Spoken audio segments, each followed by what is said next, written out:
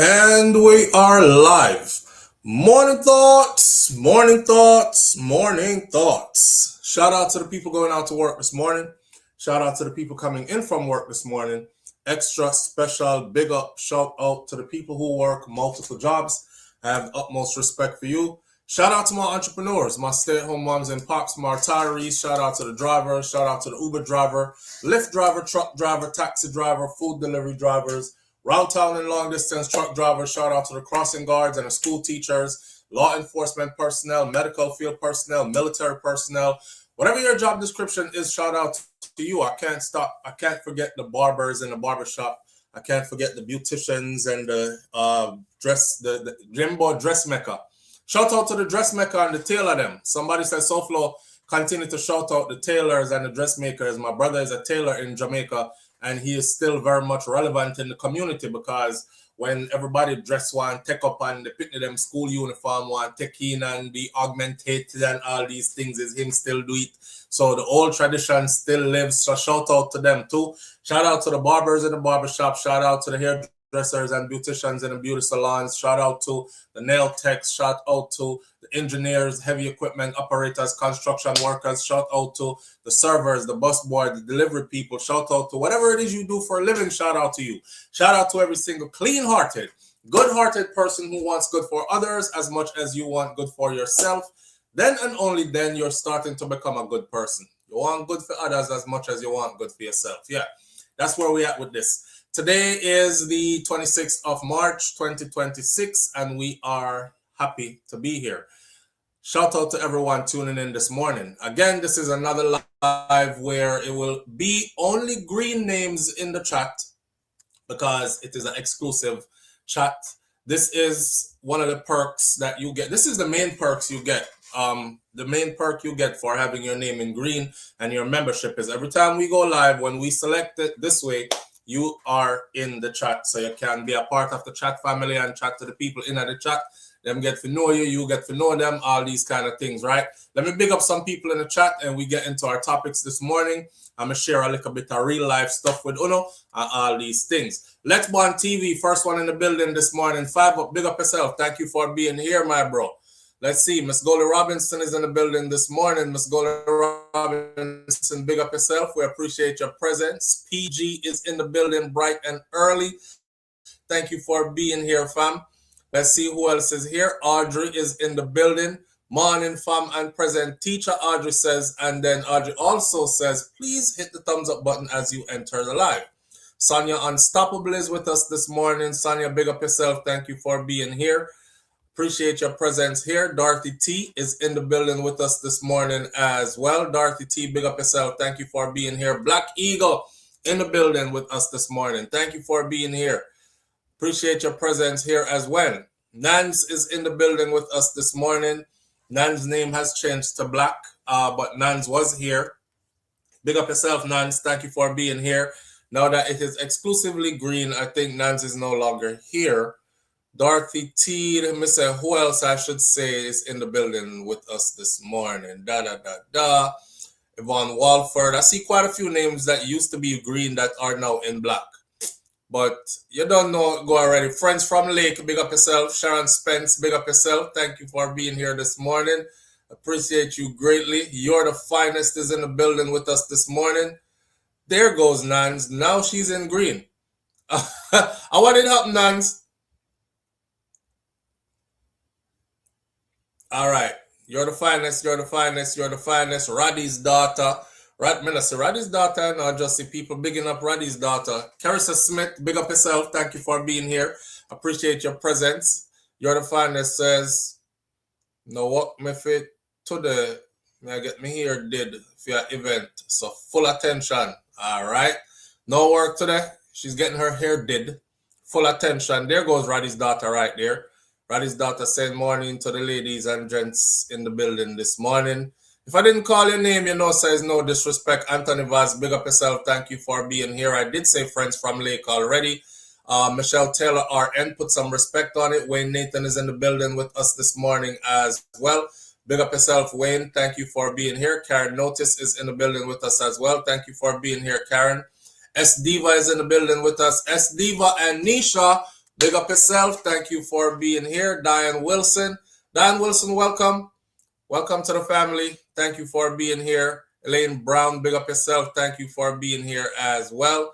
If I didn't call your name, please don't hold it against me. I'm call a lot of other people name, like Two Irie is way down the list.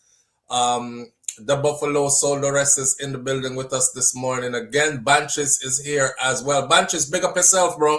Simon G, big up yourself. Thank you for being here this morning. Charma D Star is in the building. Charma D Star, did you do a video to that song yet?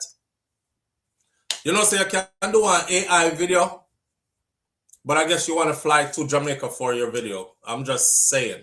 Anyways, the song is hot. The song needs some traction to it. The song are going to need a video for go with the song. I'm just throwing my little 2 cents out there.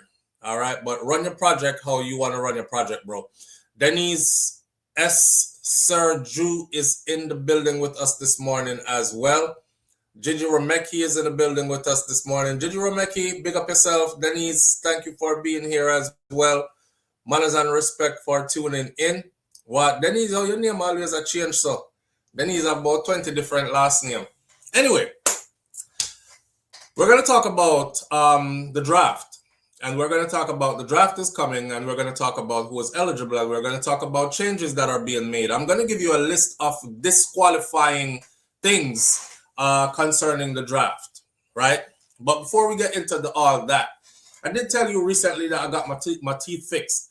And then, you know, I have a habit, right? So my habit is biting into things. And I bit into something and broke my tooth already, because somebody said yesterday, may I tell you, say, people watch you closer than you think, right?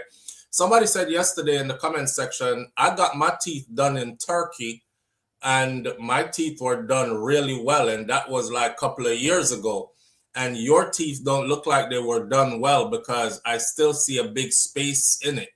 Well, see, that's the space where the tooth broke right there. So all of them are done good, except for right here where the tooth broke. So now I'm going to have to go back in.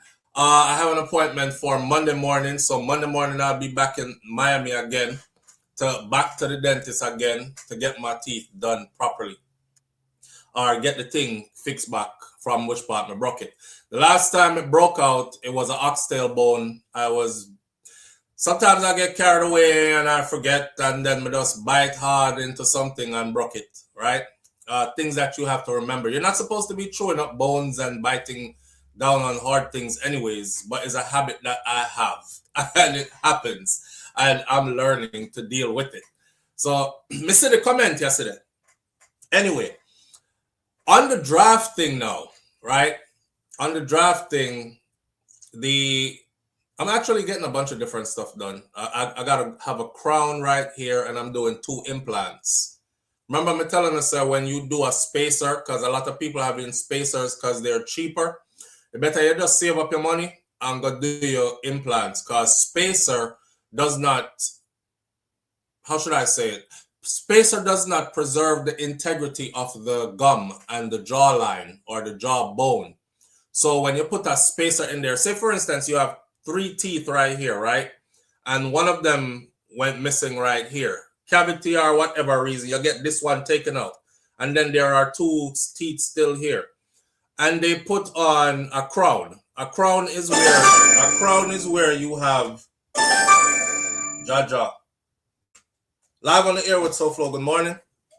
SouFLo, Sonia told you it was her birthday today. Don't forget about it. Oh, thank you, bro. All right, manners, my brother. All right, you see that, Sonia? We're going to sing Sonia happy birthday. Sonia, all right. I'll put her up on the screen in a minute. Let me finish my thought first, else the whole morning is going to be free.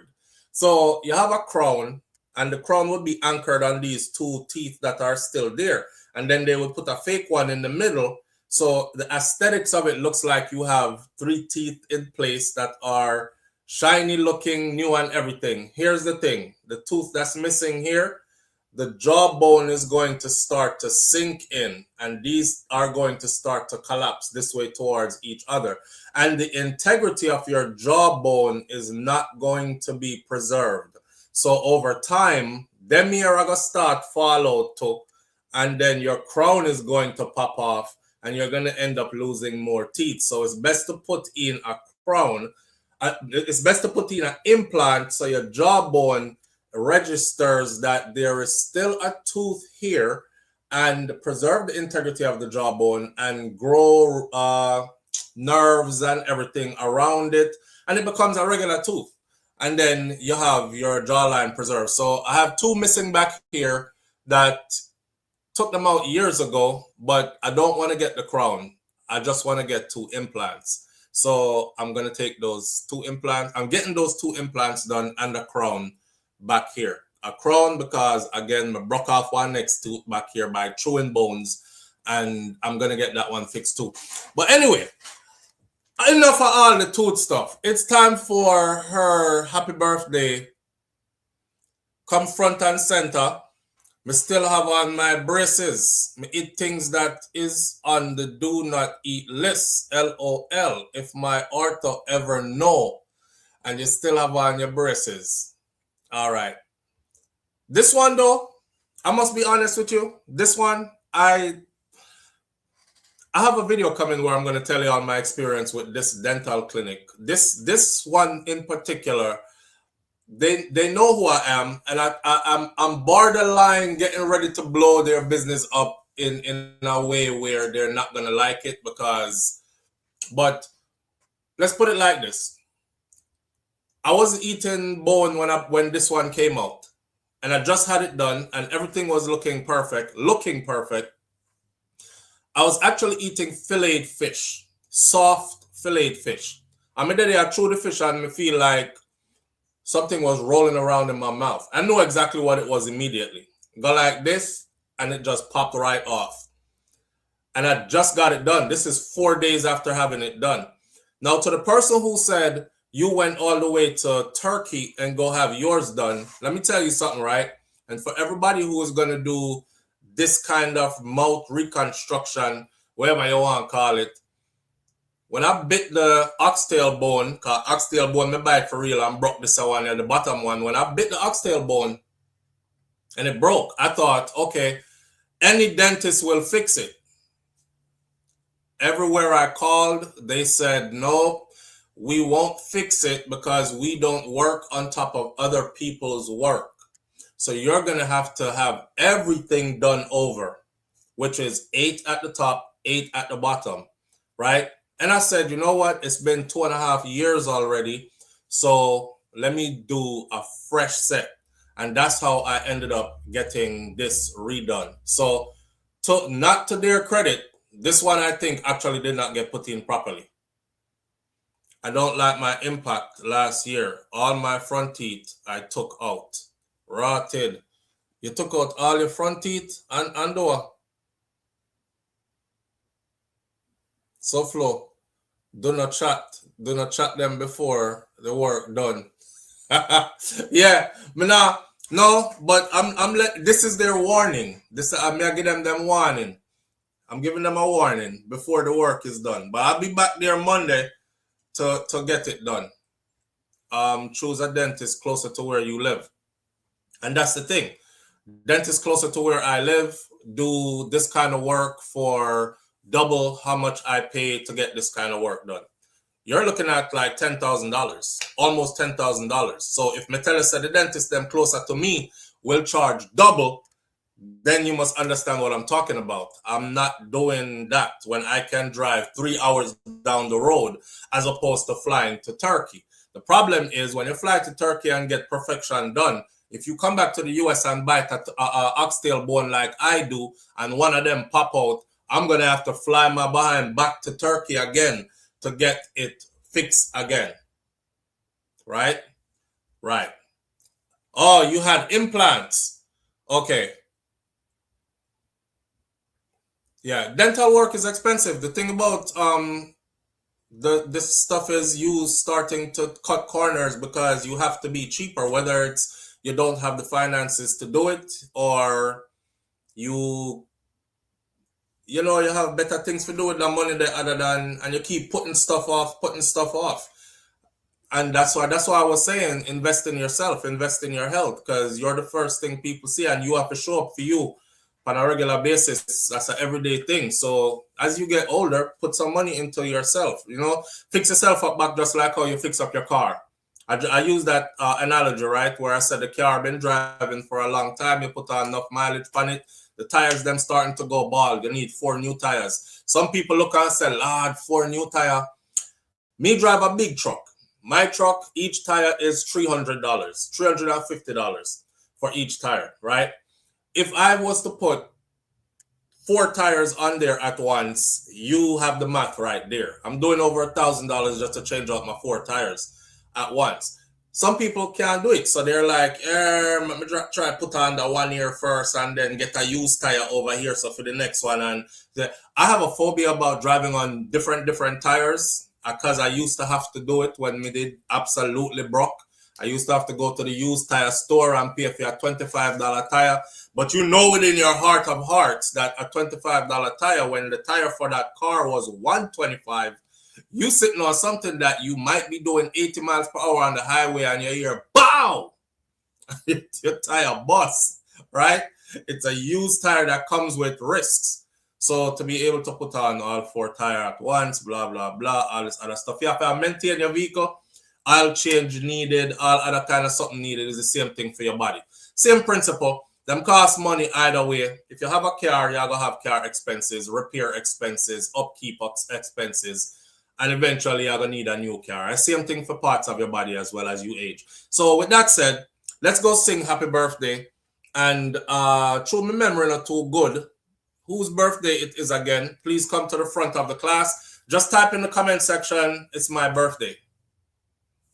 I want the birthday girl to type in the comment section, it's my birthday, so I can put you on the screen. Body need oil change too.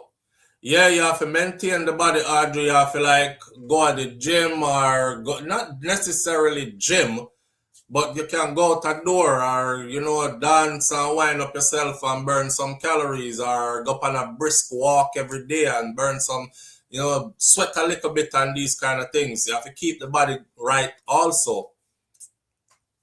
Whose birthday it is? I'm waiting for the birthday girl to come to the front of the class so I can sing you your happy birthday. You're the finest says, now people need to take good care of them teeth and something happened. It might be from an accident, medicine, but half the time is a lack of care, floss, brush, all these things. Yeah, whatever the case may be,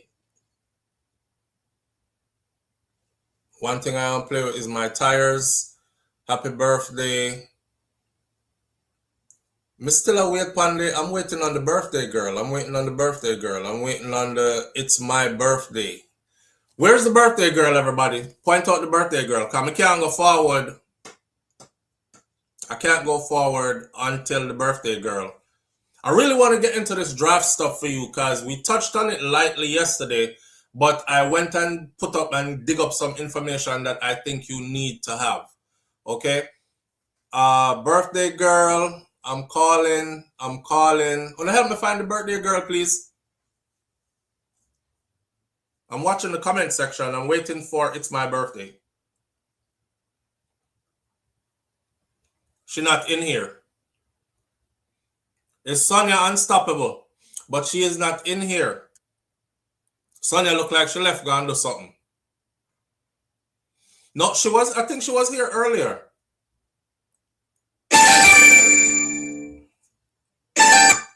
Live on the air with SouFLo, good morning. Yeah, the birthday girl is Sonia, man. Yeah, but may I wait for her to come front and center of the class so we can put her up on the screen. She hide her pretty face. It looks so. My God, brother. All right, bro. Somebody says Sonia drunk already. Sonia popped the bottle already. I don't think she's here yet. All right, Sonia Unstoppable, have a happy birthday. You know what? I was going to put her on the screen and sing happy birthday to her. I want everybody to wish Sonia a happy birthday. I don't know if she's here and just not hearing us because she's already 2 sheets to the wind and counting. So, Banshee says Sonia drunk already. Early morning, pop the bottle. Thank God for our next birthday. Unstoppable. Sonia Unstoppable. Morning, SouFLo and everyone. Big up yourself, Marilyn Grant. Thank you for being here. All right. So we're going to go like this. Sonia. But she's not here. I don't know. Me not do it. I can't do it until she gets here. When she gets here, we will do it. I cannot do it until she gets here. All right. Happy birthday, Sonia Unstoppable. Carissa Smith says, happy birthday, Sonia. I don't want the topic that we're going to do and then have to break in the middle of it to sing a happy birthday to go back to the topic. I'm going to mess up the momentum. I just want to sing the happy birthday and done. All right. Sonia might be watching us and not able to be here. So this is what we're going to do. Sonia, it's your birthday. Happy birthday to you. Happy birthday to you. Happy birthday, dear Sonia Unstoppable. Happy birthday to you. She was here earlier because I did call her out. She just disappeared for whatever reason, which we don't know, right? We're not going to say how old are you now and all these things. I'm assuming you're a big somebody like me and with age come off a calendar a long time. So with that said, yesterday you said you wanted me to sing the busy signal happy birthday to you. And here it goes. Happy birthday, y'all, my friend. One more year upon them. One all the vibes. Give thanks for life. Next year we're doing it again. Yeah, yeah, yeah. Happy birthday, y'all, my friend. One more year upon them. One whole of vibes. Give thanks for life. Next year we're doing it again. All right. So I wish you many more happy, healthy birthdays.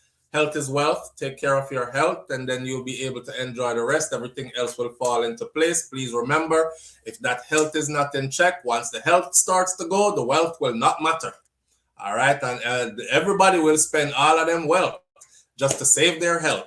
So keep that health in check. And I wish you happy, many, many more happy, healthy birthdays. And thank you so much for being a part of this family because you truly are a part of this family. You're there all the time, like Audrey and Pussy G and all of them. So big up yourself and Raddy's daughter. All right, big up yourself and enough love. And everybody keep the happy birthdays going to Sonia Unstoppable.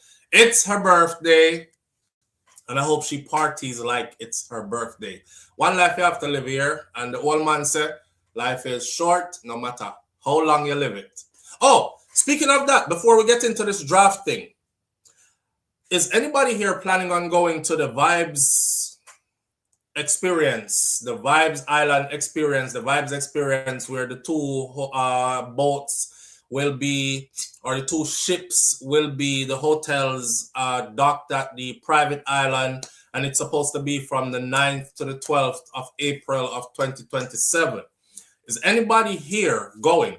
I'm asking because yesterday, well, there was pre-registration going on. I'm a register myself, and then yesterday it opened up. Tier 1 opened up. Tier 1 opened up. If you did not register, I don't know if it's too late for you to register for Tier 1. Please go check it out. Tier 1 opened up yesterday, which revealed a whole lot more. I was able to see like what the island is going to look like. We see the ships and the inside of the ship, them are what them are going to look like. Yo, this is...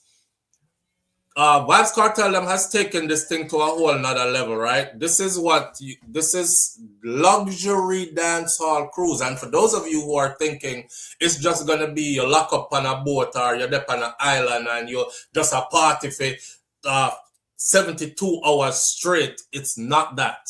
It is far from that.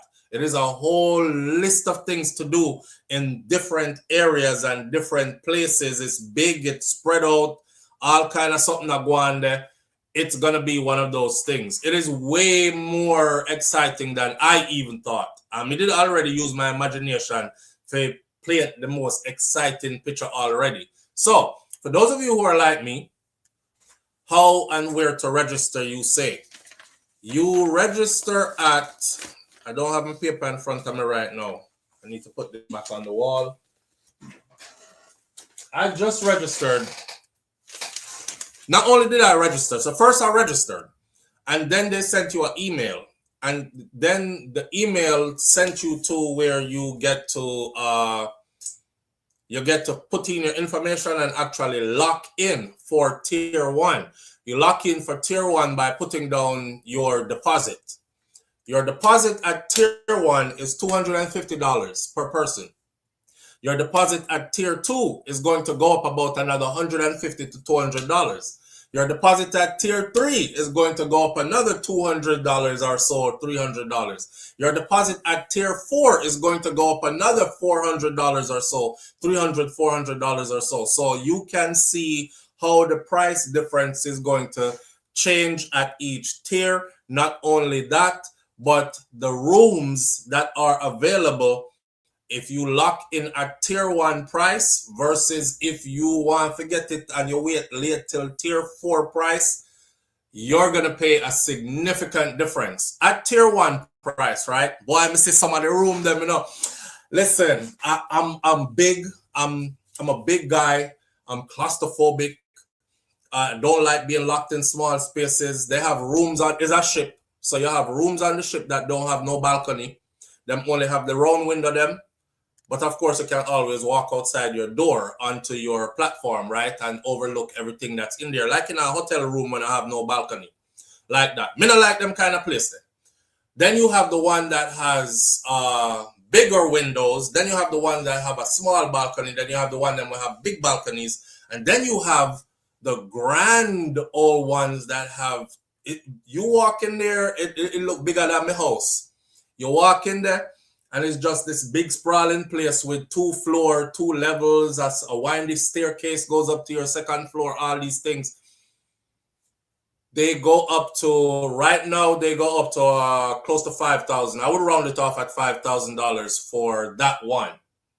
For the, at tier 1, I'm willing to bet that if you wait till tier 4 and you're kind of somebody who like a bit of luxury, you're going to have to be paying like $10,000 for that. Yeah. So it's a luxury cruise. It's dancehall gone luxury.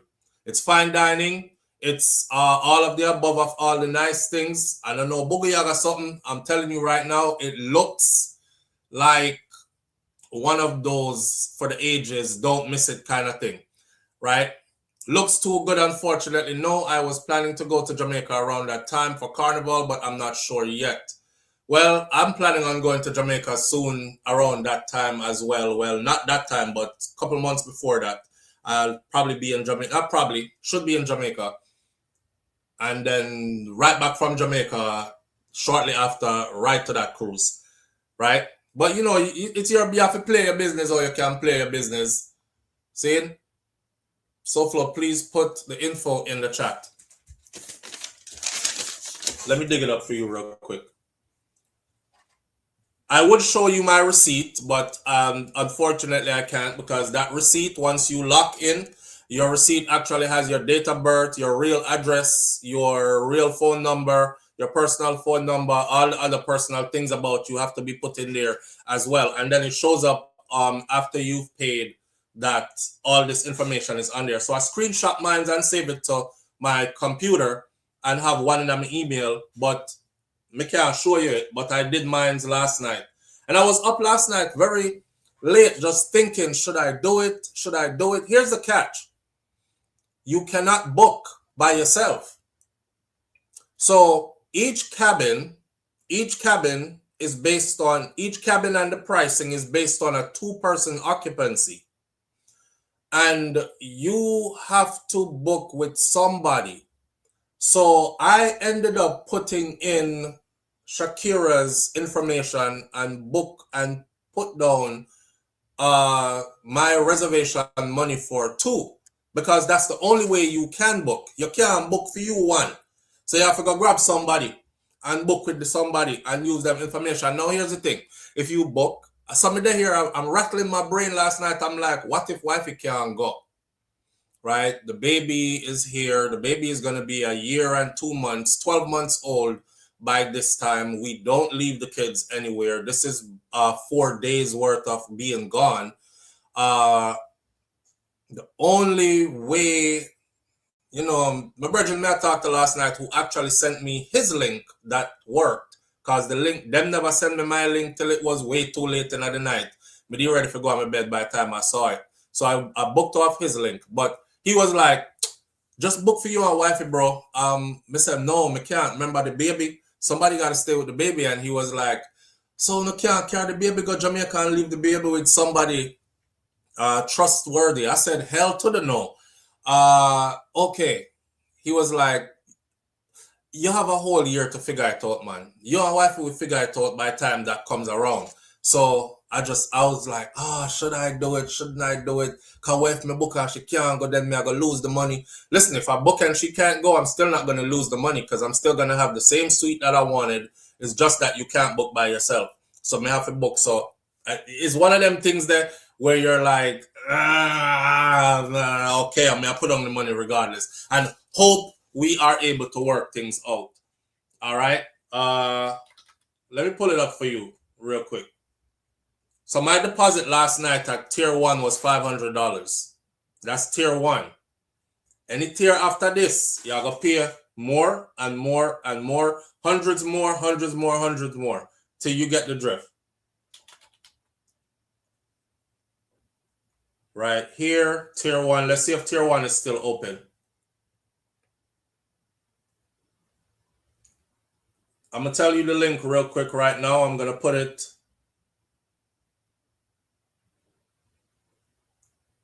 What?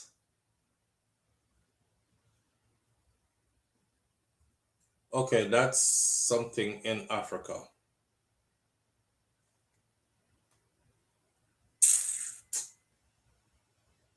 I'll give it to you in a second. Give me a second then. Vibes Island.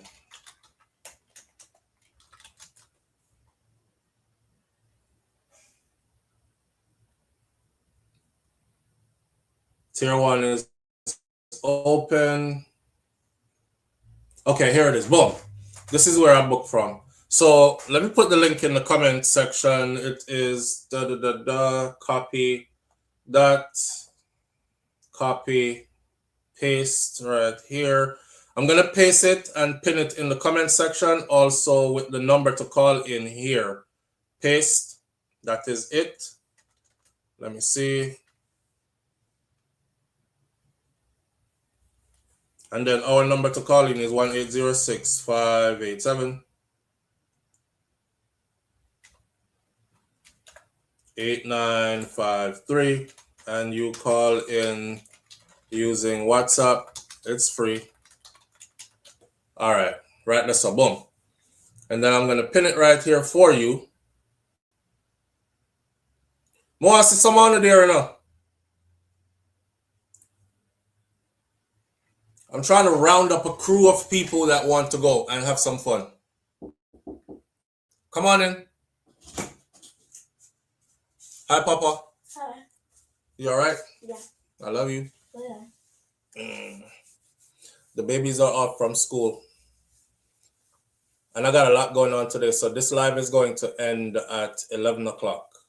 All right. We have a whole heap of stuff going today. I got 2 teenagers who are about to drive out of town for the first time by themselves. They're driving from Florida all the way to Detroit by themselves. That is nerve-wracking. Because I think about my 2 black boys driving cross states by themselves and all the possibilities of what could happen and all these things. So I got to go set them up at 11 and get them moving. They both play football and they're both going to this university in Detroit to meet with a coaching staff there.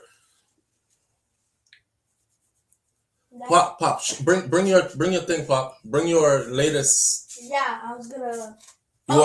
You want to show it? Yeah. Okay, bring it. I want to show it.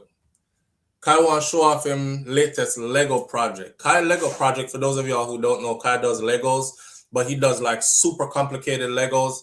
I forgot who it was that gave him those Legos for his birthday last year, but y'all gave him some good challenging Legos and he finished those, but he moved on to like robotics. So, oh God, Kai, please hold it good. So his latest project, he built a robot, a Lego robot, right? Now, this Lego robot right here actually works. So Kai has graduated.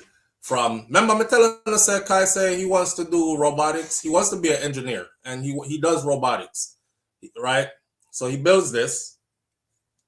Honestly, again, me not have the patience for nothing like that. You're looking at this, but this is an intricate build, because every little piece that you see on here is an individual piece, is a different piece.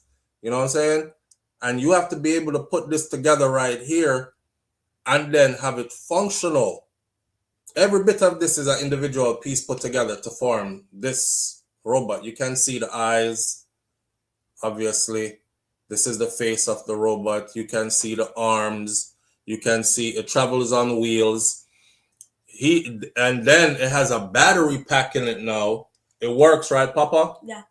Do you want to turn it on? No, because I don't. It wasn't moving, so I'm gonna have to figure out how to make it move. It wasn't moving, but it does turn on. Yeah. But it doesn't move. Yeah. But how do you turn it on though? Oh, the switch is right here. So if I turn it on, is it gonna do anything to it, like damage it? Nah. No, it will just start up. Yeah.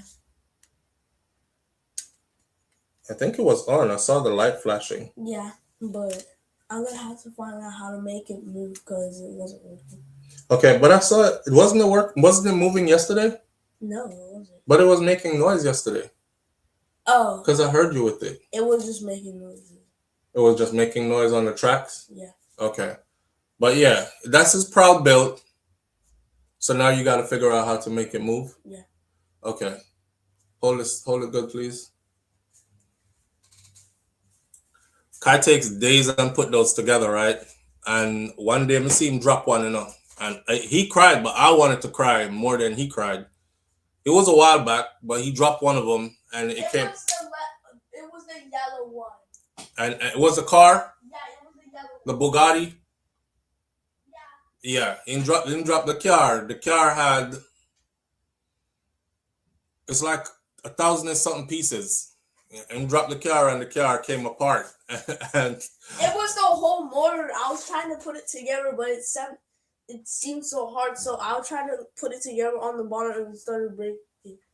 No, but you dropped it on the floor, and it scattered. Yeah. Yeah, it broke apart, and you cried, boy. He cried like he was dying. And I had to like walk out of the room and leave him and on him in your ball, like, you know them ball that way, nose not to run on you. So I left him and I came back in the room and I came back and said, Kai, you built it. Okay? You calm down. You're the one that built it. So all you have to do is rebuild it again. I understand it's time consuming, but go back through your manual, take it back step by step and reverse your steps and rebuild again. And he did it. Boy, I'm crying. But me, do want to cry too because it was so pretty when it was done and I saw how hard it was to actually put it together. And then to see him drop it and like it splintered apart, parts of it, I was like, oh my God. But it's all a part of it, right? And I just tried to put like the piece back on. I didn't really look on the instructions. I just put it back together. You didn't look at the instructions? Yeah. You just put it back together off what you know from putting it together before? Yeah. Oh, wow. I didn't know that. Good job. Give me 5. All right. I love you. I'm going to talk to these people for a little while, then I got to get off. All right. Say hi to everybody. Huh? Then people are watching from your teeny tiny. And they're watching you grow. All right. Go entertain yourself. Okay. All right. I love you. Bye. All right. Kai voice changing. He's growing nicely. Yeah, and voice are changed, right? His baby voice is going. His little boy voice is coming in. But yeah, them Lego piece there is a lot of work, fam. All right. So what I was saying before about I've put the link to the Vibes Fest in it's called Vibes Island Experience. I've put the link to it in the chat, pinned it at the top of the chat, along with the number to call in live here. If you are interested in going, yes, it says register for early access. It's still open. I don't think this is going to be open much longer So you might want to get to this as soon as possible and put down your deposit. Here's the beauty about this too. Whoever planned this, them plan it right. I'm glad said them never do no hurry come up something, because it is an expensive take, especially if you want to go in style. However, you have a whole year, and they offer a payment plan, so you have a whole year to actually pay into this until you pay off your stuff before the sitting starts. So that's how we do with it, right? All right. Moving right along. We're going to talk about the draft. Here's some information you should know, and I find this super funny. First of all, the Army has raised their age limit. Then they have an age limit cutoff where you would join the Army. People, don't be asleep. Don't be asleep. Big war agwan right now. You know, me being on this side for the first time in a long time. Oh, well, this is the first time I'm able to be a civilian to actually see from this side completely, from the start of a war into what's happening. So big war agwan right now. And they are talking about instating a draft. So the Army has decided that it is going to let older recruits enlist in the Army. They had a cutoff before. This was printed in the USA Today. The U.S. Army will soon allow Americans up to the age of 42 to enlist, raising the maximum age, loosening some other restrictions as well to join amid the ongoing war with Iran. Now we're going to talk about the other restrictions because they're getting really loose. The rule change announced this week raises the age of eligibility from previously 35 used to be the max at which you could think about going into the Army. If you pass 35, you could have just packed it up and say, well, that's something I wanted to do. I'm too old now to do it according to their regulations. We can't go in again. Well, you're on your way if you're 35. And if the draft hit, you're on your way. You're 35, 6, 7, 8, 9, 40. You're on your way. 41, 42. It is now. And this will go into effect because it's not in effect yet. It will go into effect April 20th. Come April 20th, up to 42. This comes as the United States is preparing to send additional troops into the Middle East nearly a month after launching attacks on Iran alongside Israel. Live on the air with SouFLo. Good morning. Morning, SouFLo. Morning, family. What going? You're good. We're good, man. Remember a couple days ago when we called and we did a talk about my son and his friend. That got hit over there. And me did I say my son too old to go back in because he retired. I remember you did say they might change the rules so that older people who have retired might have to go back. And here we are. And here we are. And here we are. A few days later. Yes, because Marie, I could see these things coming. I don't know why it is, but me can see them something here come. You said it to me a few days ago. I could see when it coming. I could see it coming because that's the only thing that makes sense to do if they're short-staffed. Because a lot of people right now is like, I ain't going over there. So people aren't rushing to sign up. Well, if people don't rush to sign up, guess what's coming next? The veterans who have retired. Well, some of the veterans who have retired, depending on your specialty. Because my son is not 40 years old yet. Well, he's definitely in there. That's why I said to you, and he when they deployed his friend, they didn't deploy him because he was past the age limit. Yeah, he has prior experience that they can use also, so they wouldn't have He's a combat vet. They wouldn't have to train him. I know, but a combat vet, but he has a specific job, his MOS. he has specific training to a He MOS. was in the artillery unit. Okay, they won't have to train anybody else if they could drop him in a slot. He would just drop in. And he served in Iraq already. Yeah, well, that's that's how it goes. That's how the cookie crumbles. Oh man, SouFLo. I didn't have to call and I remind you about what you did say to me. That's help us all, not true.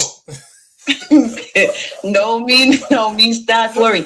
Hey, this morning me get a text early this morning because my daughter work at American Airlines in Philadelphia. And she sent me the text message about the ICE agents who are now going to the airports to fill in for the TSA agents. So me tell her, say, shut your mouth, mind your business, go to work, do your job, and go home. Don't go on social media, go say nothing. Don't say nothing to nobody at work about how you feel about it. Mind your business, keep it to yourself, because that's what I'm doing. Yes. Because they'll show up at your door. Let's be frank.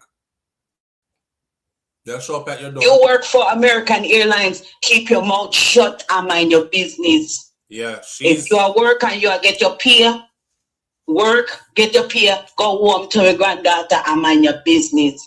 Yeah. I would say good advice. Cause she sent me one article about now the ICE agents that they are sending are of African American descent. Yeah, I've seen a lot of them. You know, here's the thing. There's this job where the pay is good and people have always been known to sacrifice morals and their beliefs and whatever for a good paying job. So this is no different. That's what it is. Exactly. That's what it is. Exactly. Yeah. All right. With the family, we are go work, go make some money. So. All right, my friends. Yeah, go back in our chat. All right. Have a great day. You too. All right. That was Mary's message 411 TV. You could find her on YouTube on her own platform as well. And she's also in this chat a lot of the times. Live on the air with SouFLo. Good morning. Yeah, morning. Morning, family. How are you doing? Yeah, I'm good. All right. Talk to me. So hold on there. First of all, you have us on speaker or Bluetooth, and I can tell because we can't hear you. You sound muffled. You have to talk straight into the device. Yeah, you know? Yes, loud and clear. All right, no, I say, I just have a question. Like, suppose they refuse the job, what can they do? Well, we're going to get into that in a minute. I have all the information that's needed this morning. I'm going to tell you who is required to sign up. I'm going to tell you who is going. I'm going to tell you what, I won't say what you could do to not go. I will more likely say, here's the disqualification list. And I will also tell you, I'm going to give you the whole, what the consequences are for rejecting. Okay. I'm going to give you all that in a minute. Okay, all right, yeah, all right, but there I go and listen. All right, my brother. All right. Cool. So I'm going to ask for no more phone calls for a minute, just so all the information is compacted, because if we keep on break up the information, then people are going to start to not get the info, right? So ease off on the phone calls. Let me go through everything for you, and you can see what I go on yourself. So according to Army regulations, so we've gotten past the fact that they have went from 32 to 42 with the age where 35 to 42 with the age where you can enlist. They've increased it because the U.S. is planning on sending ground troops and more troops into Iran, and they're expecting that war to spread out into the region and be a bigger war than what it looks like right now. According to Army Regulation 601/210, which was published with the changes on March 20th,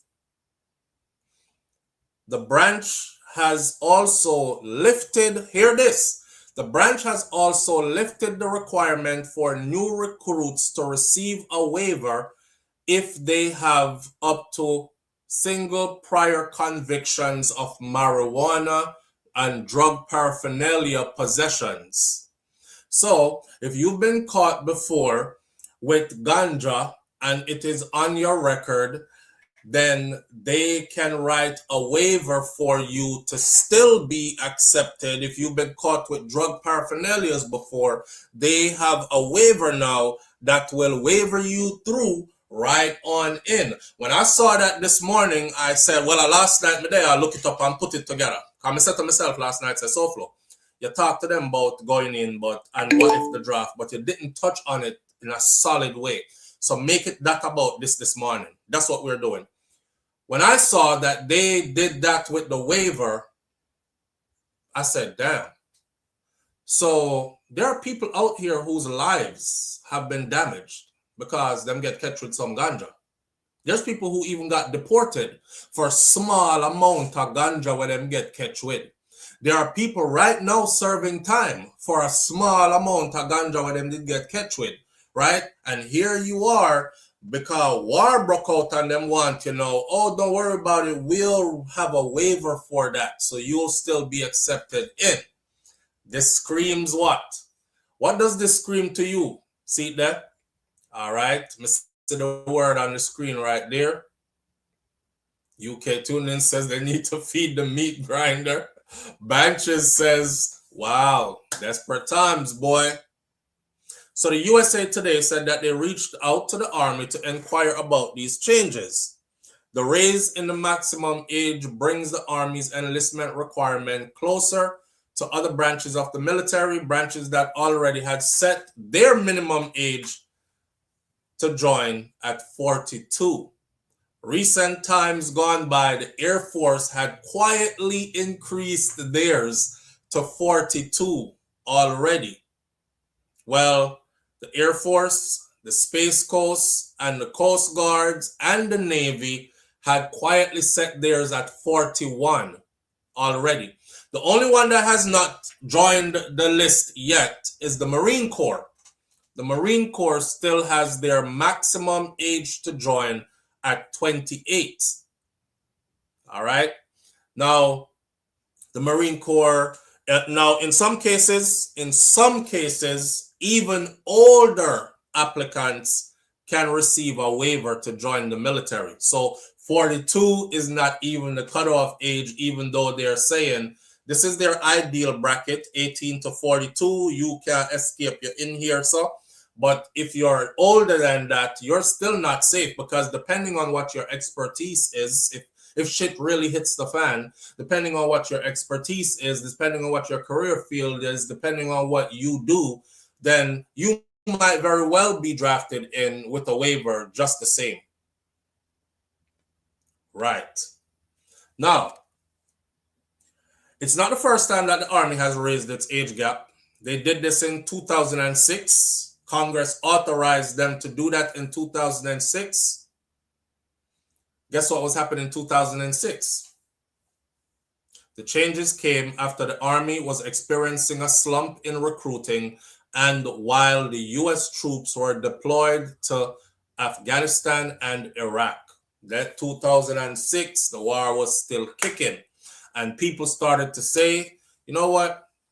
I'm not joining because I don't see no end to this war, and they about to send me to war. So as their numbers started to go down, they started to increase the number for the age for people who would be eligible to go. Raising the maximum age for the Army enlistment expands the recruiting pool. It provides motivated individual an opportunity to serve and strengthen the readiness of our Army unit, is what was said. Now, here's all the info you need to know about the military draft disqualification list. See if you're exempt or who needs to sign up. I put it down on my paper this morning where I said, resistance is futile. It says, heads up, you are already registered. You are already registered. My 45-year-old body not the same like my spring chicken self, Banches says. That's the first thing I thought. This morning I said, yo, when you were getting up out of bed at 25 years old, remember you used to just spring off out of bed and look around and say, today's going to be a good day, you know what I say? And now you 45 and above, you getting out of bed in the morning is like, anything 40 plus, you're like, what the alarm says, I can get the next 5 minutes. 5 minutes more in the bed is like another 2 hours of sleep. You're like, oh, could you imagine somebody have you at 40 odd years old? Let's go, let's go, let's go, let's go. Pick it up. Come on. Let's go, let's go, let's go. Move it, move it, move it. I would die laughing. Don't call me sick in my head, but I would probably have so much fun if we actually all got in this together. Because I've always thrived off of other people not being able to.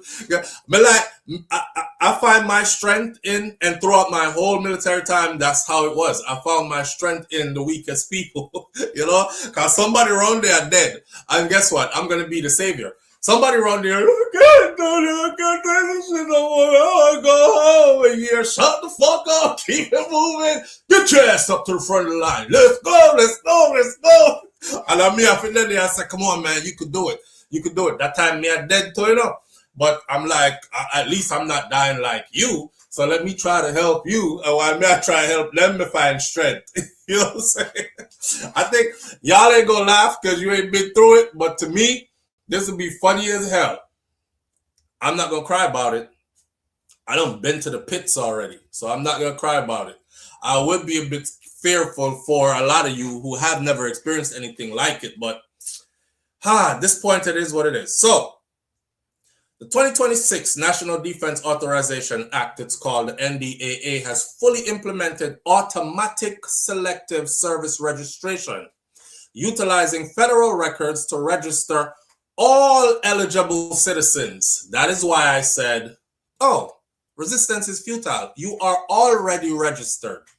Just to let you all know, the 2026 National Defense Authorization Act, it's called the NDAA. You can go look it up. So if you can sit down there and talk about me, I'm not registering. You already registered. They registered you already. Has fully implemented automatic selective service registration, utilizing federal records to register all eligible citizens. That's first of all.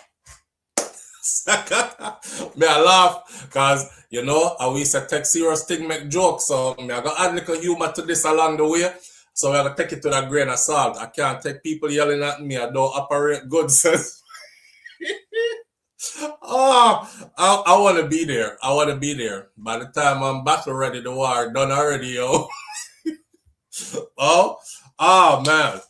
Okay, so while the lottery-based draft infrastructure is fully operational due to the Iran conflict, it remains a measure of last resort at this point so far, with specific exemptions for clergy and others. Now, despite the heightened state of readiness that we're in at the moment, not everyone is eligible to be called into active duty, right? So, as the conflict, and this is coming straight from Fox, as the conflict with Iran enters a critical phase and regional stability remains volatile, questions regarding a potential U.S. military draft have reached an all-time high, and now it is at a place where it is plain that this is on the table. So with the National Defense Authorization Act, or the NDAA, now fully implemented, the landscape of military service has shifted significantly since the discussion first began. Here is a breakdown of where the draft stands, who is eligible, and what has changed as the U.S. navigates what may be its largest military engagement in decades. So, the selective service registration system is in full effect, and under the current NDAA, the U.S. government no longer relies on manual sign-ups. They used to send stuff to your house and you sign it and send it back, or it was your civic duty to go sign yourself up. They're no longer relying on that. Instead, the selective service system has automatically registered all eligible citizens using federal records such as your DMV records, that would be your driver's license, if you're in the system with a driver's license, and your social security data. All right. Failure to register, for the guy who just called in, here we are. They have made it so that even not registering would be a felony. A felony. Failure to register classifies as a felony, which here are the punishments.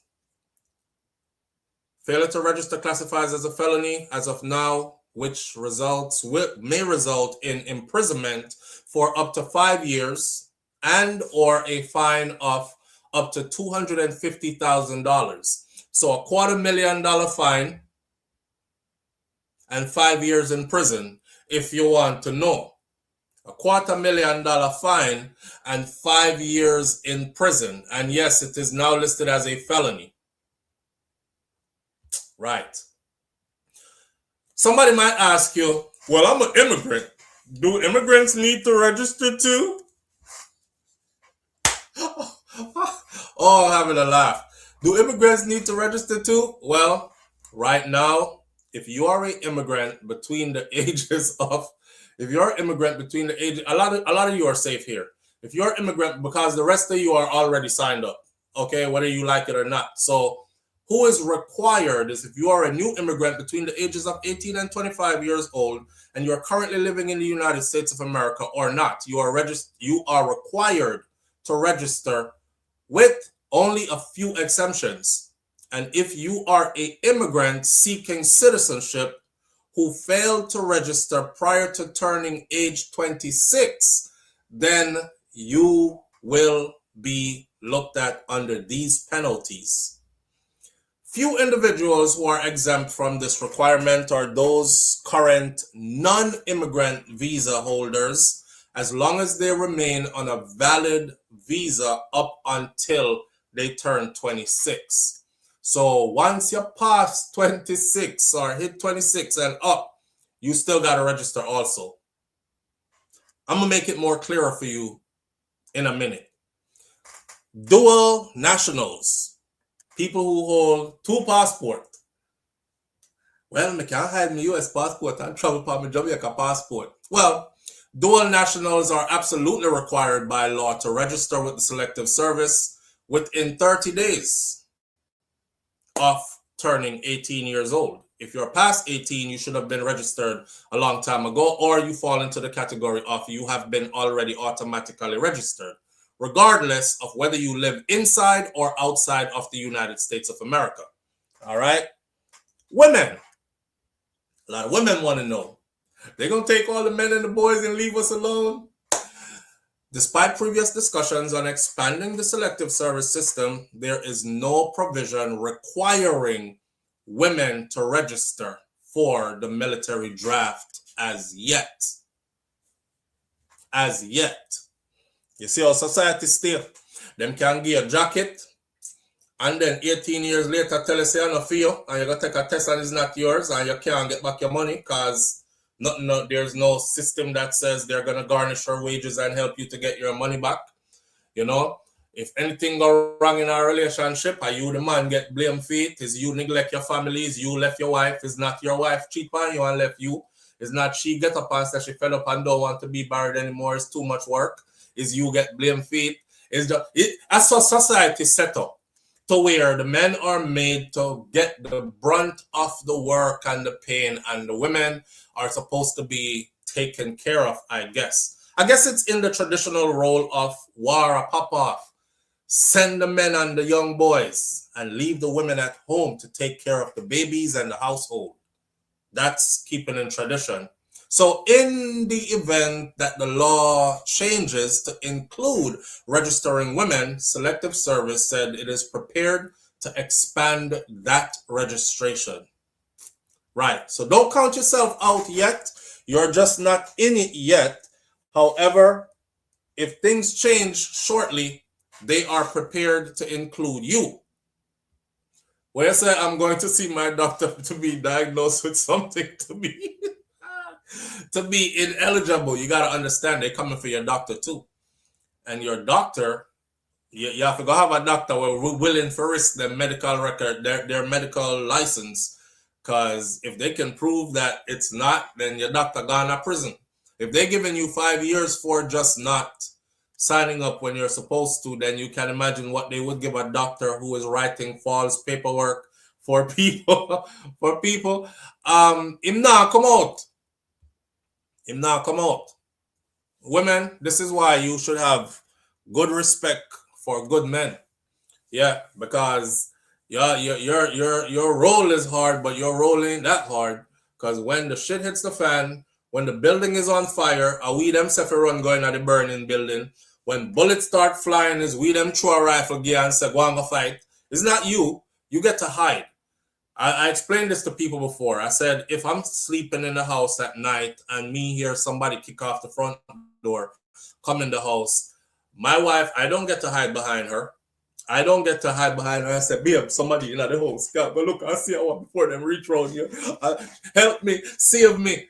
And she are going to do that. Back at me. I'm expected to go out there into the dark of the night and figure out what threats have entered this safe space and how do I fight with and handle it. If me go out there and there's a 10th degree black belt with 2 knives, I'll get tab up, kick up on everything while she hiding safely in the back room. You see what I'm saying? Anyway, big up to the man that I saw it go. Now, here's a list of, I was trying to make this list bigger so I could actually see it. Selective service. Here's a list of the people who absolutely must register.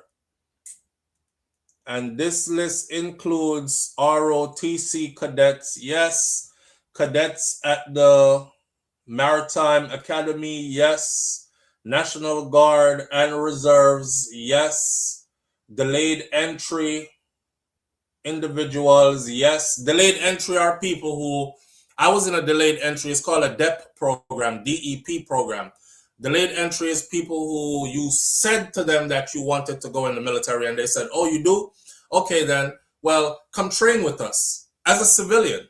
So I used to go running with them and everything with the Marines through Brooklyn, New York, take them carry up on some long run just to see if you fit or get you fit and ready so you can hang.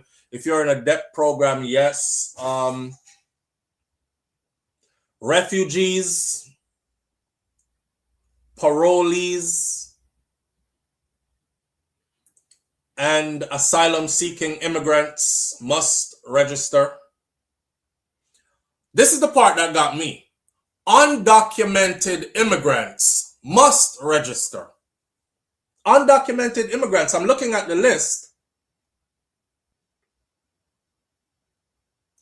Dual national U.S. citizens must register. Undocumented immigrants, though? Green card holders must register. Green card holders are at the top of the list as must register, but undocumented immigrants.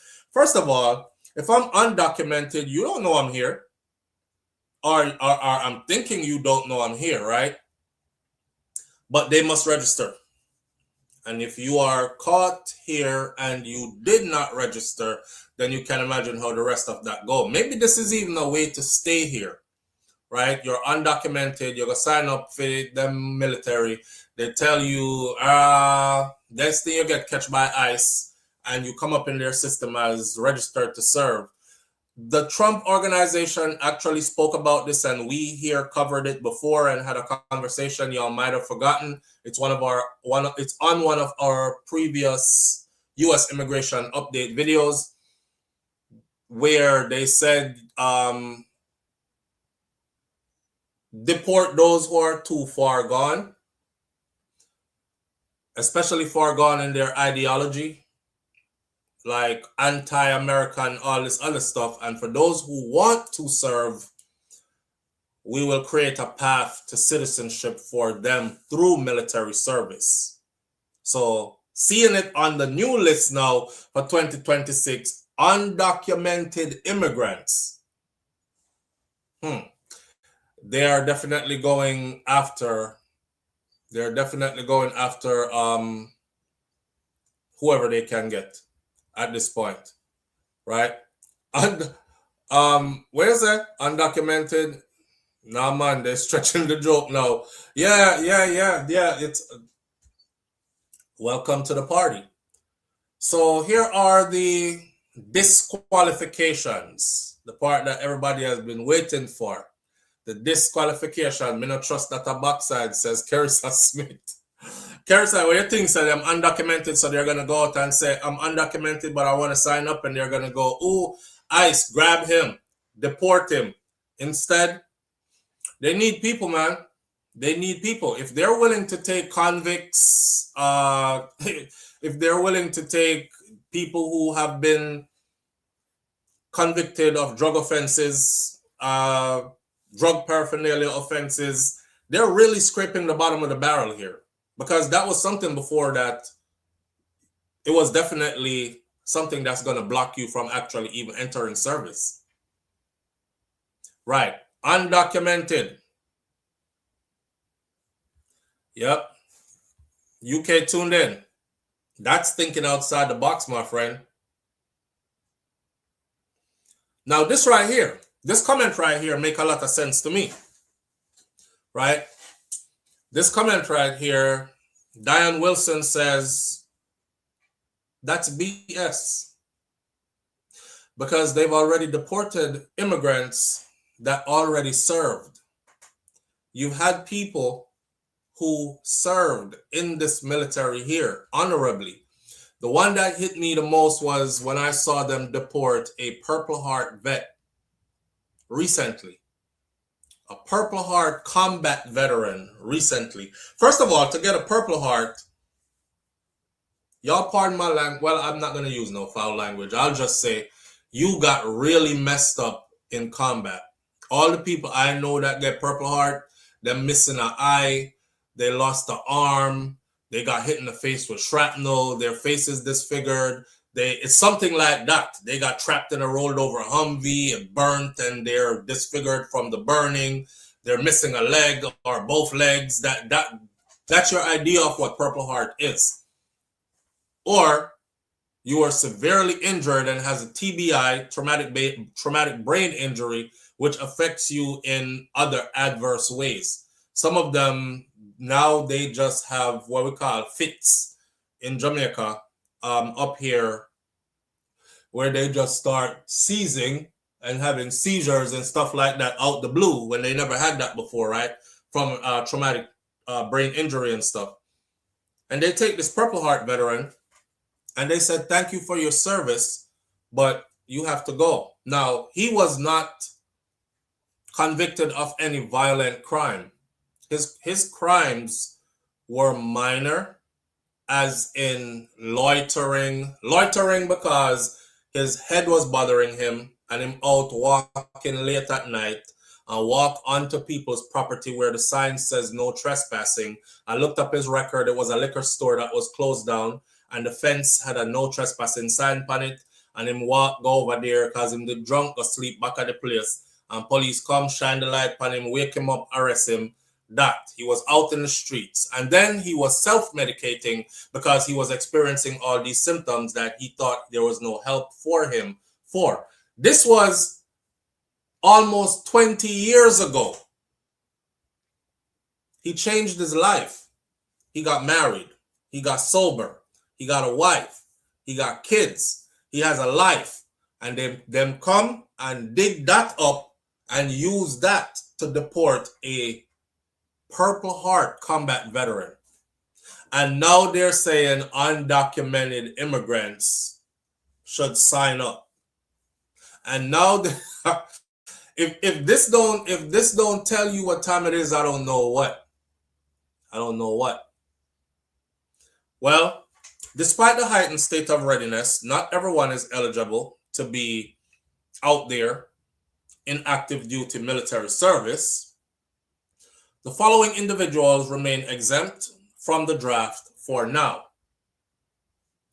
Non-immigrant women and men, those who are on valid student visas, those who are only visiting the United States of America, those who are here as a tourist, or those who are visiting on a diplomatic visa, those are the people who are exempt from the draft for now. Active duty personnel. What? Active duty personnel, really? Let's talk about the non-immigrants first of all. They have no ties to the United States of America. They're students here on a student visa. They have not taken an oath sworn to uphold the Constitution of the United States of America. Green card holders, you did that when in exchange for that green card, in case you don't remember. Citizens, you absolutely did that if you have a U.S. passport, right? Now is the time. So you're going to have to make good on that promise. Now, you never know that. When you did put up your hand and you're happy and you say, yes, me I get the citizenship, me have to go to USCIS tomorrow for my appointment and them are going to swear me in. Did you not know that you were promising this government that if war broke out, you would fight on their behalf? You never know that. Well, I'm letting some of you know who didn't know. That's what you were promising. That's what you were promising in exchange for. You were saying to them, I need to be here in your country and I want this blue book passport.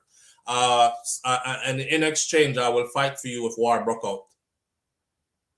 Yeah. Pat Ward says this doesn't make sense. Over the past year, several active duty service members were deported because they came here legally, and this means they are going to invade. Well, all of the vets who have been deported, they absolutely came here legally. Not only that, they served honorably. That means they weren't kicked out. They don't have any bad record. They never get up and say, F this, I'm out of here. They served. Not only that, they remained here after. A lot of them have built families and business and all other kinds of stuff. It was all stripped away from them and they got sent packing. So it was like a pat on the back and a kick in the ass at the same time.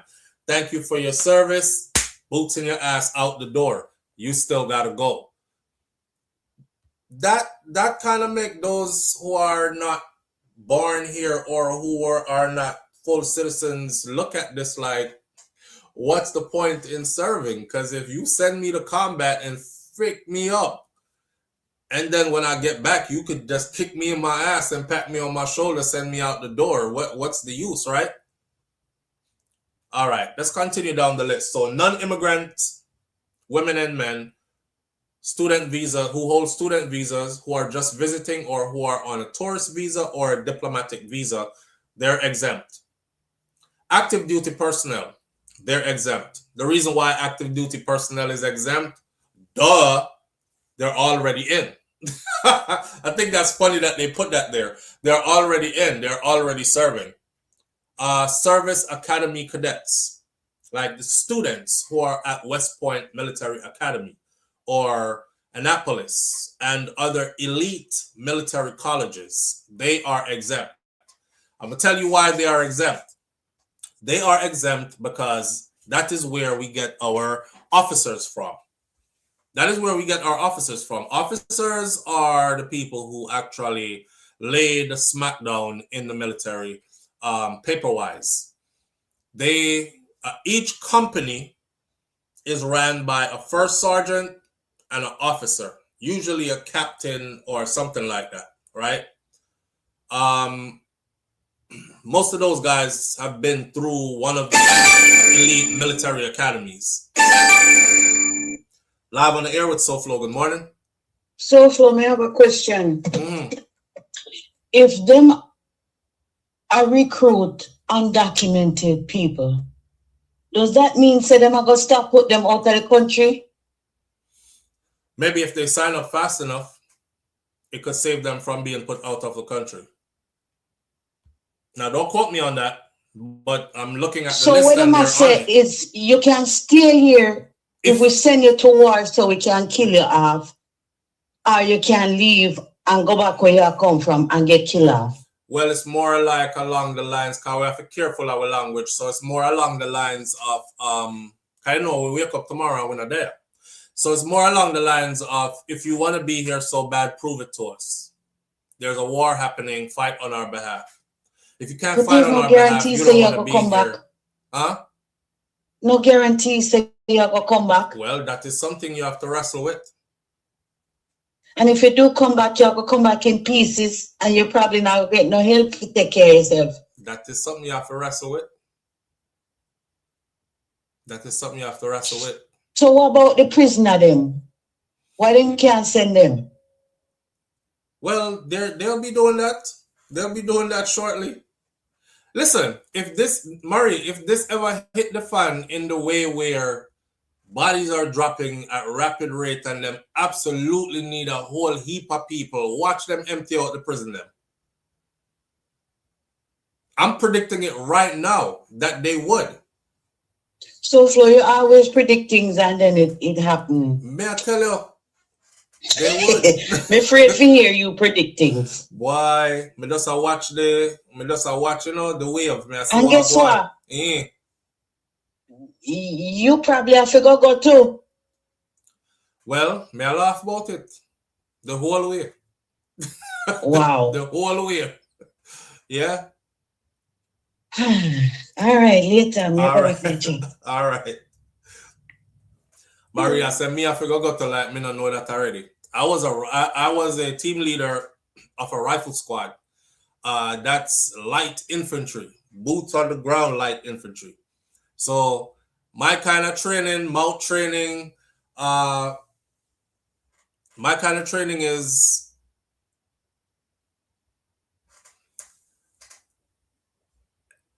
how should I put this? Yeah, people like me could fall into a position where if you give me 4 guys right now, if you give me 4 guys right now, matter of fact, give me 10 guys right now, I'll split them up in 2 teams. And I won't say much. I'll just say this. If you give me 10 guys right now and give me one building, I'll take that building with 10 guys. Give me 10 guys and give me 1 hour, 2 hours to train those 10 guys. We might take some casualty. Give me a month to train those 10 guys, and we'll run up in a building and take a whole building, a big building too. And we'll take a whole building. I'll divide them into 2 teams, an Alpha and a Bravo team, and we'll move and we'll take that whole building. I say that because I'm trying to say this. There are certain people, which I was telling Marie earlier, that it depends on what your son did. He has a specific MOS. You have infantry, but under infantry, you have different jobs. So whatever his specific expertise is, he could be very attractive to them. If he is that guy and the shit hits the fan, they're coming for you. They're sending for you.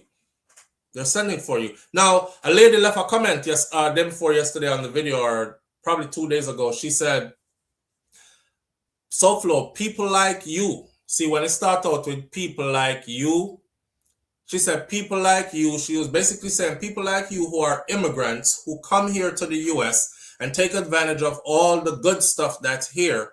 Shouldn't you all be like the first ones out there when they're asking for people to join to go into combat? And I know you served already, but shouldn't you be at it again? That comment angered me so much. So the first thing I asked the person was, please tell me when you served, what branch of service you were in, and what was your MOS. I just want to see that first. If the person said to me, oh, I was in the Army and I was a 92 Yankee and I was with the 101st Airborne, I would have said, okay, so you've been in too, so you understand. So are you ready to go too? And them say, yeah. And then I would say, well, shit, if I don't have a choice, I'm out there too, right? But when I asked that question, then the person replied with, and anybody who has served can tell you this is common among people who never served. The person replied with the same old, I never served, but I really wanted to though. But what she did say, the comment is still under the video. She said, I never served, but I really wanted to. But something happened with our foot them or something, and she wasn't able to, but she would if she could. And I replied and I said, see, first of all, you should just say thank you to me because I did serve. Second of all, excuses are made for everybody to use. But guess who did not use them? The people who actually served. They never used the excuse. They never said, I really wanted to when I was growing up, but I fell off my bicycle when I was 9 and I broke my shoulder and it didn't heal too well. So every time I do like this, there's pain in it. So I don't think I could carry a rifle, so I just didn't serve. Oh, I have bone spurs in my feet. Oh, I have indigestion and acid reflux. Oh, my neck hurts when I sneeze. Oh, there's like a million excuses out there that you could use, right? She had the nerve to tell me about people like you. So because I want immigrant now, I'm supposed to serve for life. I'm supposed to jump into every conflict there is. When you never jump into not even one. How that sound? How does that sound? You never jumped into not even one, but you're talking about people like me. People like me, there are a lot of people like me in the military. And for the people who don't know it, the military is filled with immigrants. Whole heap of immigrants. I can't tell you how many Hispanics and, well, I saw a few Asians because they're not in there too much. But heavy on the Hispanics, heavy on the black immigrants from all around the world. Every Caribbean island in there. Jamaica stand up in the United States of America, military, all branches, strong as hell, from the highest ranks up all the way down to the least new private will just come in, lowest ranking. Yeah, immigrants. Lots of immigrants too. And lots of immigrants who are not citizens are serving. So it's funny to me when those who are born here claim they love here so much. I love here and I would definitely go fight. I wanted to, but I had this back pain because I fell down when I was 14 and hit my back on my grandmother's dresser and it never quite healed up. So every time I turn like to the right, it really hurts. Like, shut up. Shut up. Shut your ass up. You should be out there first. You know who should be really out here first? Let me tell you who should be out here first. The people who should be out here first are the people who should be out here first. Hold on now. The people who should be out here first, there should be a long line right now that's wrapping around every city street, going down the block and around the corner of those red hat people. The people that wear the red hat was to make America great again, Piazza. They should be up there first right now at every recruiting station, not only with them, but with their children. They've increased the age to 42. I'm sure a lot of you who are 42, if any of them are watching this, you have children who are 18, 19, and 20 who are ready to go. You and your damn kids should be up there first right now. You should be clawing at the recruiters' doors like, let me in. I need to get trained. Hurry up. Full battle rattle me and send me now. I'm ready. And then first should I go? Y'all here cussing immigrants talking about go serve. Go serve. You for go serve. You should go serve. Bone spurs, anyone? Yo, Charlotte said bone spurs, anyone? I can't go try my blessings since the age. Wink. Live on the air with SouFLo. Good morning. Hey, SouFLo, morning. Morning, fam. How you doing? You have an abbreviation of the black people I used to use, the black American must use. When they call it again, I don't want what it means. When name Black for America, what am I say? Immigrants and them the same. FBAs? Yes. It should be the first one. Foundational Black Americans? Yes. Well, the Foundational Black Americans, their philosophy is kind of like, they're more about reparations. Like they built this mother effer, and they weren't paid for it, and them need to get paid. So they ain't trying to see no war. They, matter of fact, they tell theirs don't go. But then again, they are also taking all the credit for like the Tuskegee Airmen and the there was a set of pilots who were taught to be too dumb to fly because they were black.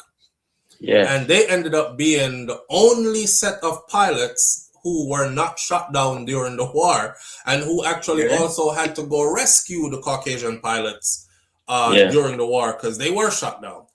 I think it was the Tuskegee Airmen. But yeah, they'll take credit for all those things, but they don't want to go into no new war until them get them reparations still. Your party, if me not willing to go war for your country, we want me to claim me so embedded in. I'm not going to my mouth and load up. Yeah, if you're not willing to go, right? Yeah, I'm not going to talk so loud. You know what I mean? More original black Americans and bullshit. Because you are coward, your people are fight for you to be what you say you is. So what you talk about? Oh, let me tell you something, right? Here's the funny joke. Donald Trump's son just got diagnosed not too long ago with hereditary bone spurs. Right before they came out with the age changing to increase, right before they came out with the age changing to increase, and they started ramping up the conversation around a possible draft. They let the public know that he went and got checked out, and he has been diagnosed officially with hereditary bone spurs. Byron, you talk? Yeah. Yeah. Boy, a healthy boy, man. Not according to his family doctor. He has hereditary bone spurs like his daddy. Yeah, you know, so for a lot longer time, I want certain people in this world. I want them a soldier. I come and just know, say, my freedom may have, because they're my yard and a bit and plan because of them, right? Mm-hmm. Because if Jamaica, for the truth, America protect Jamaican from being invaded, that me believe. Because England is with me. America is protecting Jamaica from being invaded. No, so what? Think about it. No. I say you just said. Hold on. I say yes. You just said so. Yes. Okay. So if America is, if you believe, if you believe that America is protecting Jamaica from being invaded, you should be happy to go fight in an American war. You know, answer me the same. Not about me and whatever. I'm trying to say. Wait there. You sound so wrong about me say, if you think that America is protecting Jamaica from being invaded, then you should be happy to go fight in an American war. Wait a minute, listen a while ago. Where people in this world I respect. Mm-hmm. And the people will do what I'm not willing to do, I want to do. For example. So you will acknowledge that America protect Jamaica from being invaded, but at the same time, you don't want to fight in none of them war. You have to be honest. You have to be honest. All right, bro. All right. I'm explain something to you know. Mm-hmm. I'm explaining to you. That's like when you are taught about the army, I have to respect you if you do something with me who don't want to do. So you have some people when they want to do what you do, I want to talk, let me compete with you, let me ever say, I push you. You know what I mean? Right. You never do that because you are doing me who don't want to do. You know what I'm saying? Right. You know what I'm saying? So watch now. The reason why I feel that America protect Jamaica from being invaded by China, Europe. You know, I mean about England. England is business with Jamaica, you know? Or apart from the beaches, them. No, you know? No, man. I see it different though, bro. Let me inject right here. Jamaica is not bothering anybody. It doesn't matter. They want the land. They want the resource. They want the tranquil. Right, and people and they get to it in a, I would say, a diplomatic or a friendly kind of way. Wars can be fought in many different ways. So whoever wants Jamaica would take what they want from Jamaica in a way where it would look to Jamaicans like this is a friend of ours. I explained this to my audience before. I said the Chinese takeover of Jamaica. I'm not talking about our Chinese people who've been there from way back in indentured servant days until now, and them actually have mixed into the population along with everybody else who mix up down there. And them chat patwa and all that. Me I talk about China now and the new Chinese that are coming off mainland China, full Chinese ideology and everything like that. They are going to take over Jamaica first. And this is how they're going to do it. I said it will not be a military invasion. These Chinese people think decades ahead. They're going to do it in slow motion. Before you know it, you're going to see schools pop up in Jamaica that teach Mandarin, like a whole institution, not just one classroom inside our institution that is yours. For them, one institutions will start to pop up. In the meantime, they will also move to the island to conduct business, but they will also be breeding on the island, as in their babies will be born and raised there. So when we look around and we say, you can't tell me nothing because I have some me born. Then I'm going to have some little Chinese people who are going to tell us, I have some me born too, so you can't tell me nothing either. But Chinese, they will be geared towards China being where they're loyal to, not just Jamaica, right? Them are planning for the island in a different way. And they are the biggest, I wouldn't even use the word threat, but they are the biggest, and I can't use the word enemy. Them are the biggest entity that I see that would be after Jamaica. After that, anybody else can't come take over Jamaica just so. And China has invested so much into Jamaica that I don't think they would just let anybody outside of that with lesser powers come invade Jamaica and frig up all of them investment.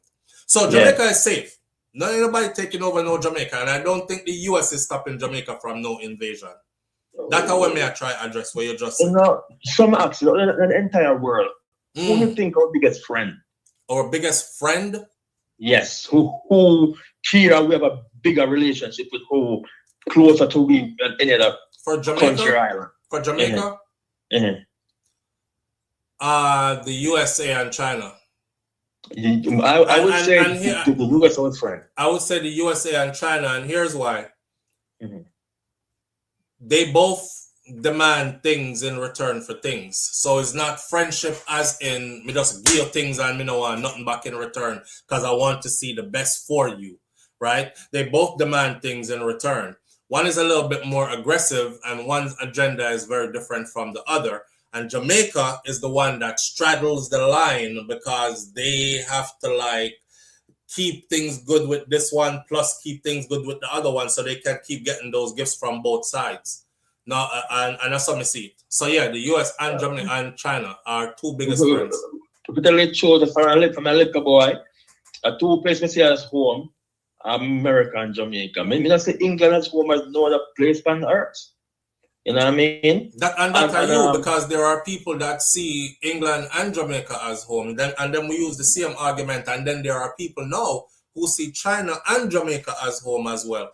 You see, one time we go, I was talking to a Uber driver yesterday. And the Uber driver, first of all, the Uber driver showed up in a Tesla, and I had never been inside of one of those Teslas before. So he was like, come on in. And I couldn't open the car. And then the door lock pop out, and then when we was in them, we couldn't come out. But that's a different story for a different day.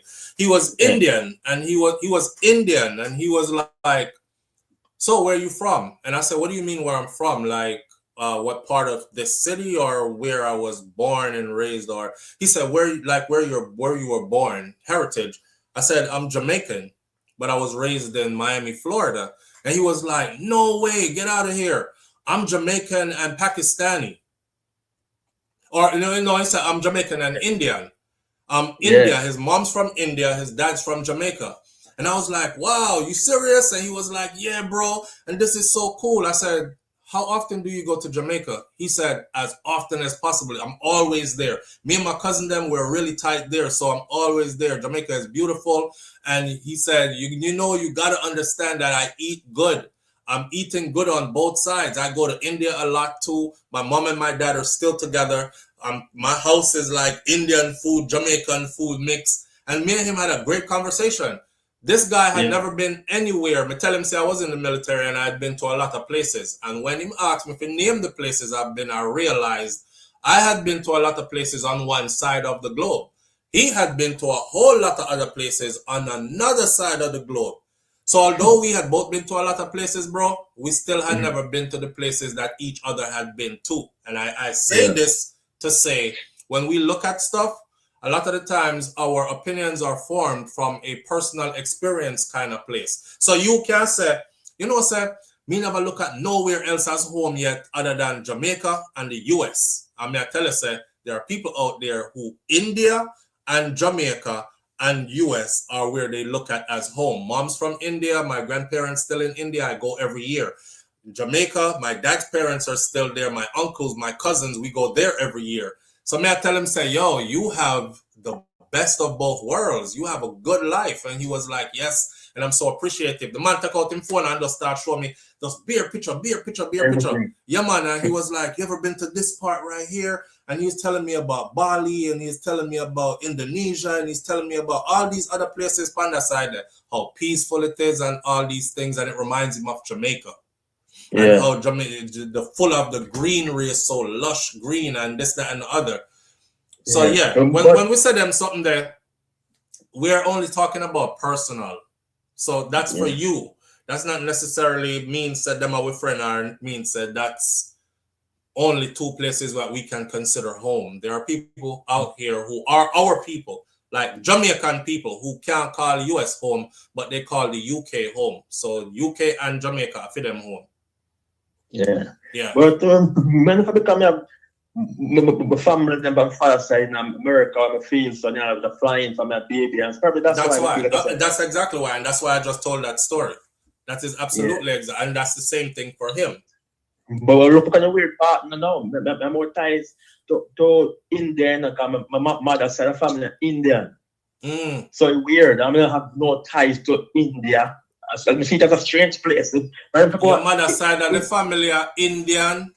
Yes, straight here India. Yeah, your mother's side of the family, do they go to India? Well, I don't know. I'm asking them, but them go. Them not go India. I know. So I know you're kind of Indian. Me I talk about. Me I talk about the one them where wear the sari and them wrap up and them have the dot in them forehead and they talk like this, like that is who his mom is. She is directly from India. They go to India every year. That kind of stuff. Not somebody who they're Jamaica we are talking about. Me mixed with Indian, you know, my mother's side of family and Indian. We are talking about the Indian them we got. Not the Jamaican Chinese them, neither. Cause you know some most Jamaican Chinese like the one them when me grew up with. They never been to China, you know. Never yet. They never been to China. They don't speak Mandarin or any other language that's spoken there. Them are straight Jamaican. Like I used to go to Knox. I used to go to Knox, right? And Chinaman, so we do already, right? Black guy, you know, say I'm really black. Chinaman, obviously a Chinese or something like that, right? So we have names for everybody, and we're trying to friend them just drop in same way with the same name, but them just like we, them don't know nothing about China. Yeah, the new Chinese in Jamaica now, that's a different story. The new Chinese in Jamaica are imported, recent imports, and they are all about China's interests. Them come Jamaica, them work, them set up them business, they pool their resources together, they take advantage of all the stuff that the Jamaican government gives them in order for them to thrive in business. And then when when them accumulate and amass a certain amount of wealth, all of their wealth goes back to China. Then they leave Jamaica, but they let another set of Chinese come and take over that same business and start the process all over again and keep on going. Then you have the Jamaican Chinese who them don't know nothing about that because they are just that's how them live. So from that something could keep them come on, right? Your face that if America's talk it blatant in the world, say, hey, me abandon Jamaica, I'm done with them. If he said we want to be safe from the rest of people in the world? If America's come out and say blatantly, we have abandoned Jamaica. We're done with them. Yeah. What they want to want with them. We're done with them. You feel we would be safe? Why wouldn't we be safe, bro? Me not just China, Japan, Europe, and England, I know about them. For them abandoned we. See other day. China's history shows you though. Who has China ever colonized? Who has China ever militarily invaded and colonized? Their home. They can't because of America. Brother, the Chinese Empire has been around longer than the United States of America has existed. Way longer. And their history shows that they have never invaded or colonized anybody. But so forth. They will submerge themselves in your culture for sure. and then they will build inside of your building or inside of your compounds, but they don't do military invasion and colonization like that. It's not about evidence to me, it's about my instincts. You must have trust them, you. I don't know why, you must have trust them. Yeah, man, that not gonna work. My instincts. Alright, big up yourself. All right. Again, right? Hello? Alright. Good. Yeah, this is he. Hey, Lewis. Lewis, I can't talk right now. Is there something that needs to be done?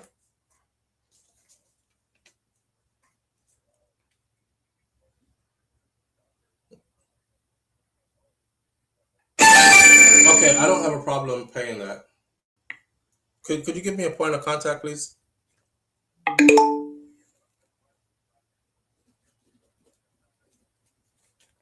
7994. And who do I actually speak to?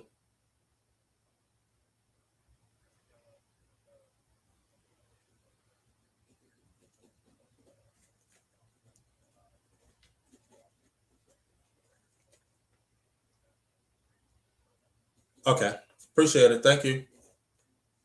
Bye-bye. All right, caller, call back. We have 30 minutes left on this live this morning. You do have Indians in Jamaica that still have links to India. My 6th grade teacher was an example, and she still played. Yeah, I never said that we don't. We do have Indians in Jamaica that we have Indians in Jamaica, right? Me and him was talking about that yesterday. You have Indians in Jamaica. He's aware of their history in Jamaica as well. So the conversation went like this: from way back slavery times, indentured servant days till now, and new Indians are coming in and taking up citizenship in Jamaica. Live on the air with SouFLo. Good morning. Good morning, SouFLo. Good morning, family. How you doing? Not too bad. Thank you. All right. Good. How are you? I'm doing all right. I can't complain at all. Yeah, thank God. All right. Yeah. Well, there were some Chinese that came to Jamaica. Their parents brought them. Mm-hmm. And those people speak, they used to say, talk a language called Aka. I don't know if you ever hear about that. Those were the Chinese that came to Jamaica in the 20s, 30s, and 40s. You still have some of them around. Some of them even moved to Canada too. So they were Chinese that spoke Aka. I don't know what Aka is, but I met this lady in Canada and she said she speaks Aka. But when you hear her speaking Patois, you want to drop down dead, man. Then people, when them talk Patois, it's like, when you look on them say, what you look on me for? And them fierce, Like the raw Patois. Yeah, man, me I tell you. Man. I have them in my family too. Like raw Patois. They've been there long enough. Yeah. Man. I meet a couple of them, man. One time I meet this one on one courthouse. Mm-hmm. And we were standing there talking proper English. Mm-hmm. And rain was just pouring, and then the rain eased down. She said, the rain top fall me, I'm going now. Yeah, man. I mean, I look at her like, where you are from? And the woman give me a look, you see. So wait there, so you are Jamaican, but you sound like you're mesmerized or you are shocked that there are other people other than black people who can talk Patois. No, I wasn't surprised. I meet even white Jamaicans that speak Patois, right, in Canada. Okay. But it's the way she talk at the rain top fall now. Me, I go now. I mean, look, when I ask her where she's from, she give me an attitude, you see, man. Mm. And when you're going at the airport and hear some of the Jamaican Chinese, them the way them talk, it's just like you look on them. Not like them can't talk Patois, but it's how them really down in it, Yeah, and you can never ever tell them that they are Jamaican, no, they will cost you. You can't tell them they're not Jamaican. Yeah, they will cost you. Of course, and they have every right to, because they're just Jamaican like everybody else. Yes. Remember, say Jamaica mix up, I keep on saying this. I used to hear Jamaican people talk about, no, me a Mandinka warrior, and I come from, me not diluted, and you are. Yeah. As much as you want to talk about you're straight out of Africa, you're not. You haven't been for a long time. It's something.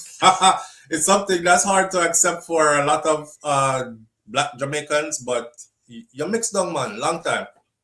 Well, I've met this Ghanaian man when I was pregnant in the bus. I never knew this man is Ghanaian. And I was sitting at the back of the bus, and the man started talking language to me and start, like talk to me and look at me. And then he said, "You're so damn rude. You wouldn't even talk to me, and you come from my place in Ghana." And I'm looking at him. And finally I said, "I know I'm one of you, but I lost the culture and I lost the language. I wasn't born, I don't come from Ghana." And then he said to me, "I'm so sorry." Yeah, so, Yeah. Now the Ghanaians identify with us Jamaicans because, especially when you talk Patois, there is so much of it in the Akan language. And they recognize but I wasn't talking. You weren't talking. I was not talking. I was just sitting down. But when he looked at me, he could see that I look like a Ghanaian. Okay. So that's why he was talking to me. Okay. All right. Yeah, so I just lost my culture and my language, I told you. Yeah, no, you have your culture and your language. Wherever you get out of Jamaica, that is your culture and your language. Yeah. You lost your ancestors' culture and language. Yeah, I should say that. Yeah. Yeah, man. Okay, well, you all have right, a great then. I appreciate you sharing with us. Thank you. Have a good one, all right? You're welcome. Thanks. All right. Here, you're the finest. You're the finest. Indy just look smarty.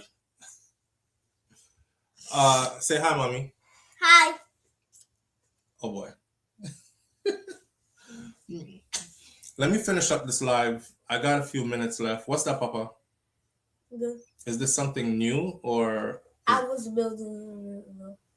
Okay, so it's starting. Yeah. Okay. There's some things I made. Well, keep working on it.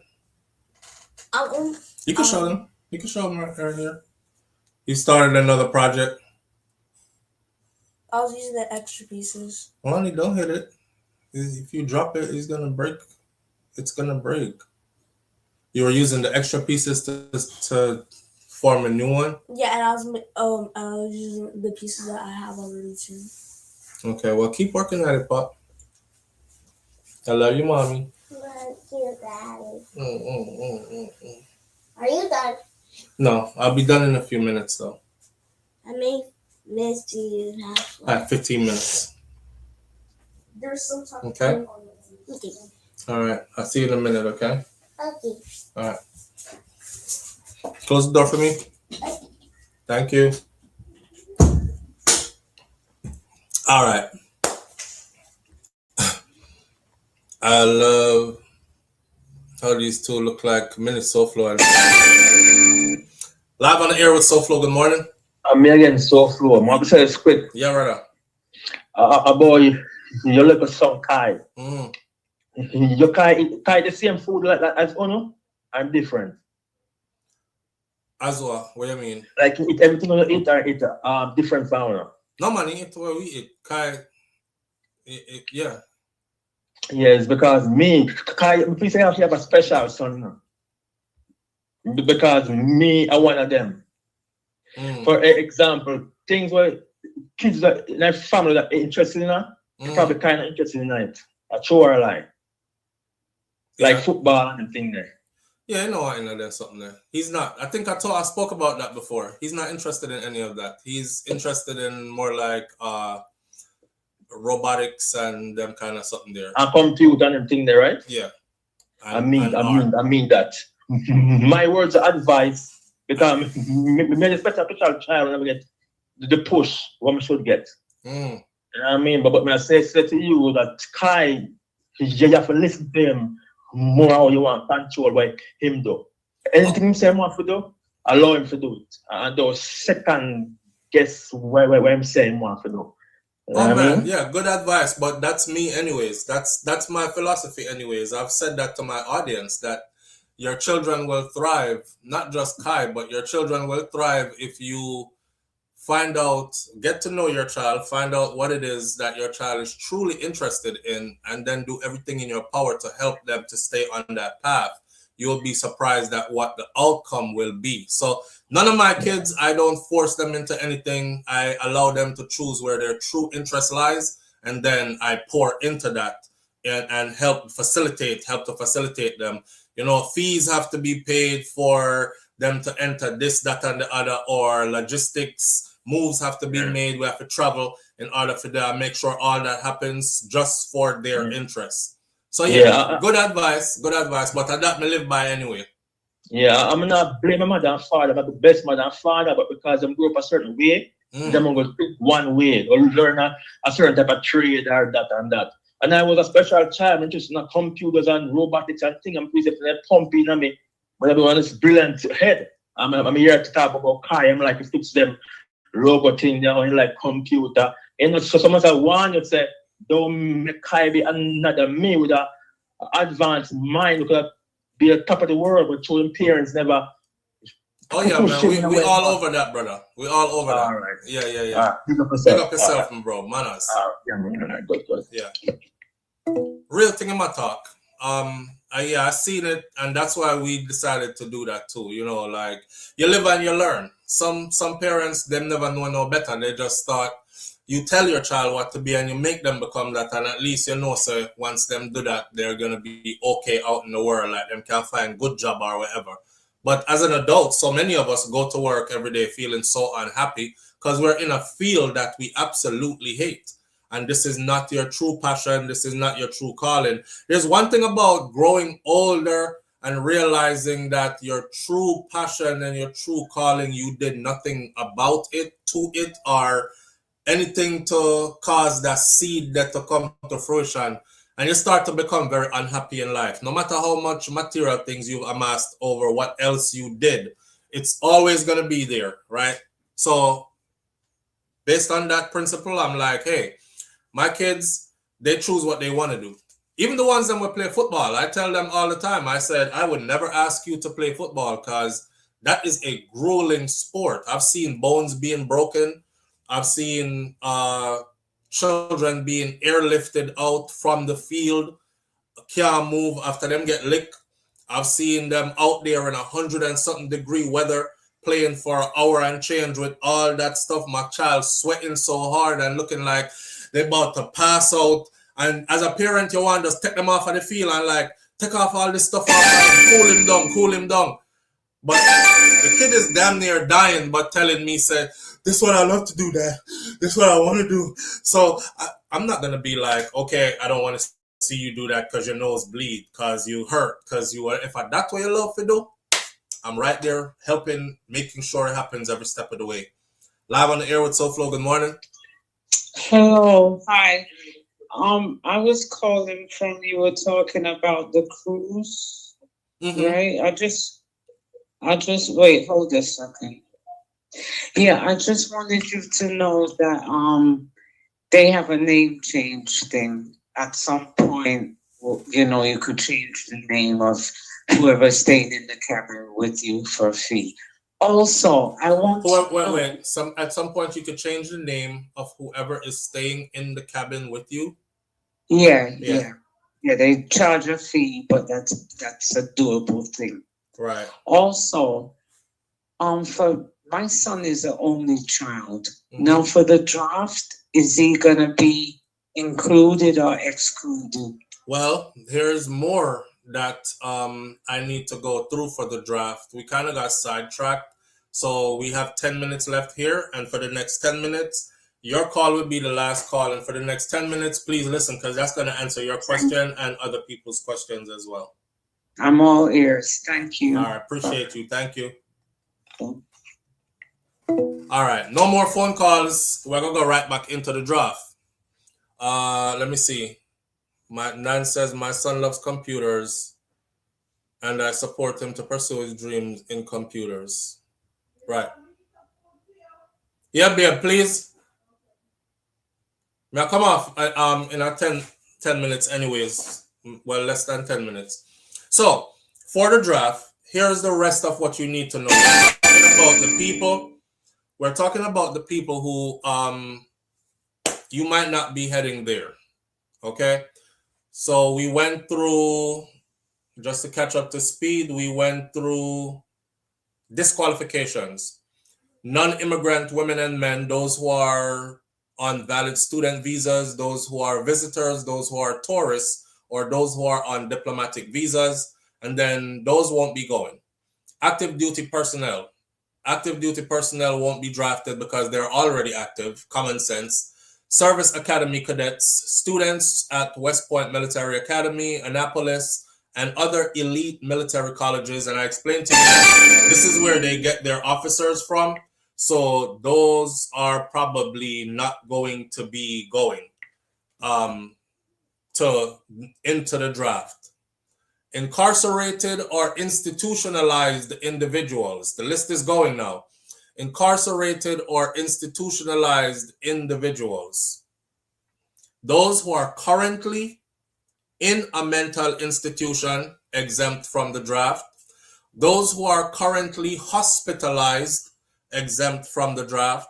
Those who are currently in prison, although they must register within 30 days of being released from a prison. You have 30 days max after you are released from a prison to register for the draft. So if you're in prison doing your time already for now, they won't empty out the prison to come get you out of there. You're going to do your time regardless. But once you get out, you have up to 30 days max before you have to sign up. If you're cuckoo crazy and you're in a mental institution, you done broke down or had some issues going on mentally, you won't be in the draft. And those who are currently hospitalized for whatever ailments or conditions you're suffering from, you also won't be. Now, there's a list of those who are on the deferment and specialized claims list. Ministers and divinity students.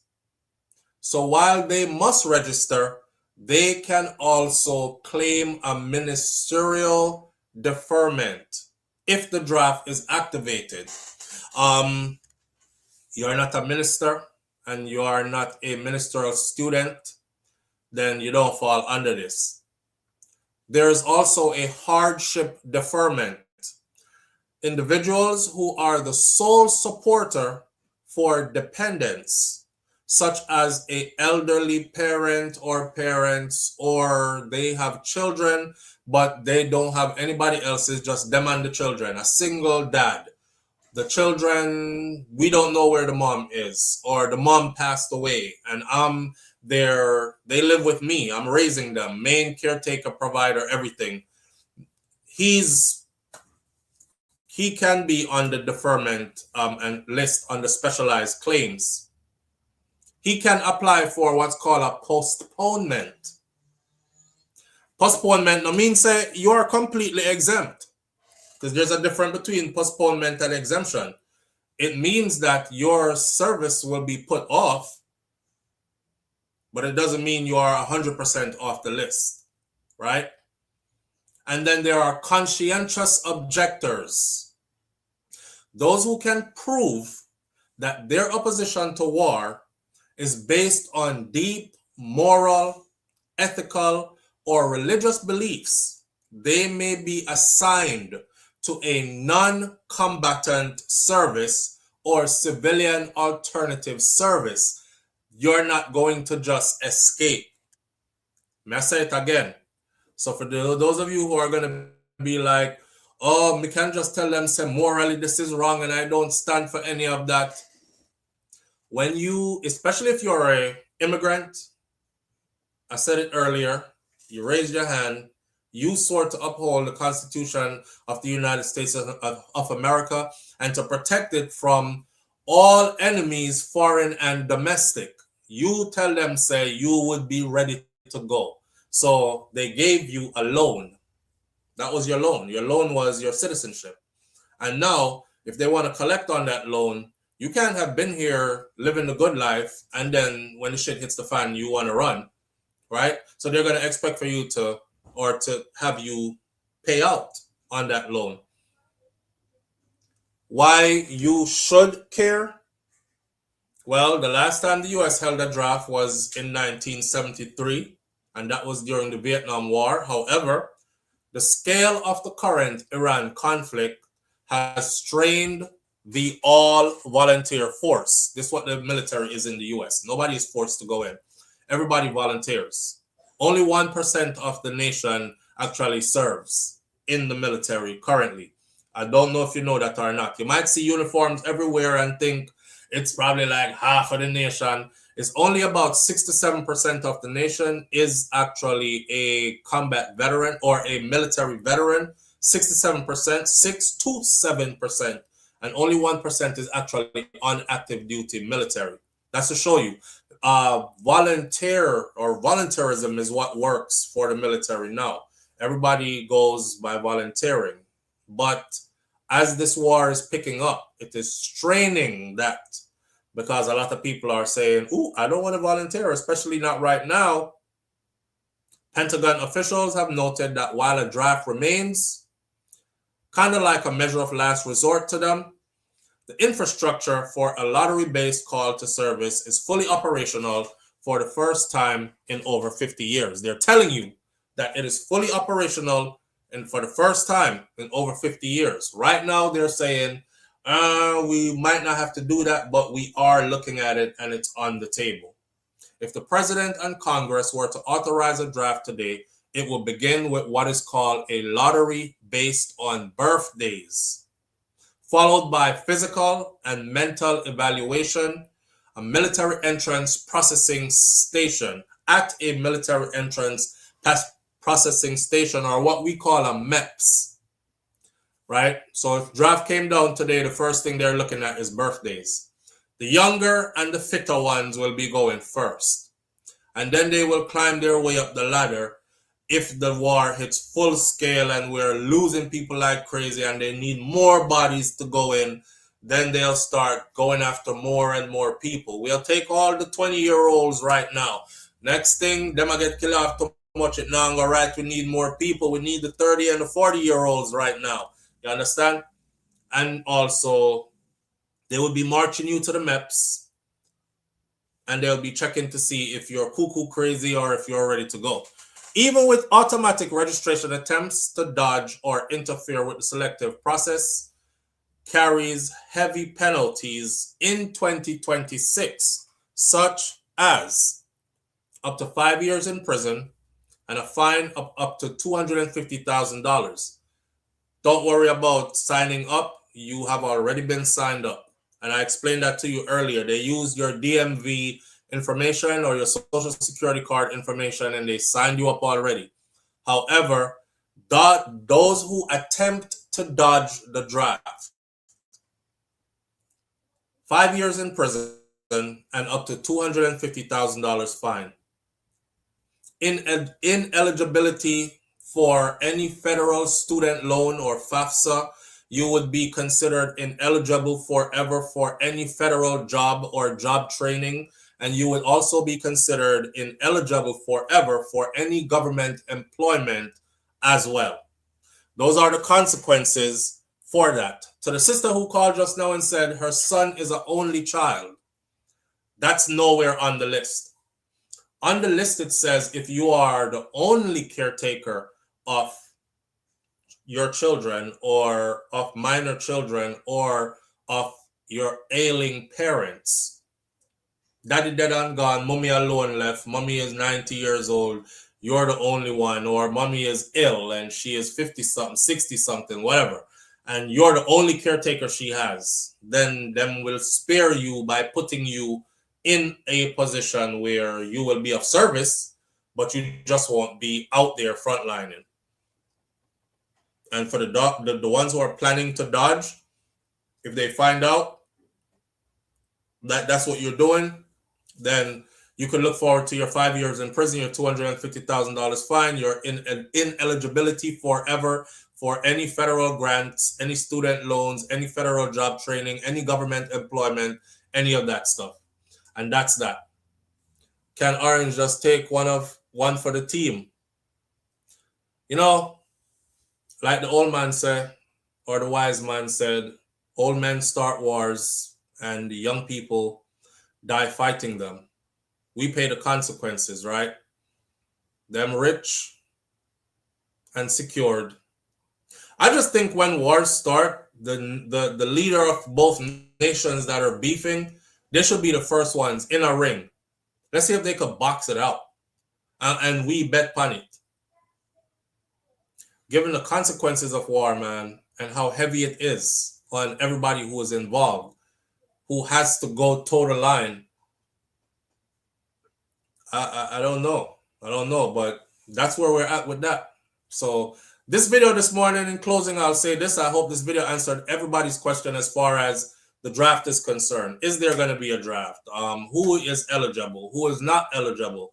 Remember I told y'all yesterday, if the other things like if you're transitioning between sexes, also them kind of something that will make you ineligible. All right, well, here's an extended list this morning of who is not. No, crazy, that might work.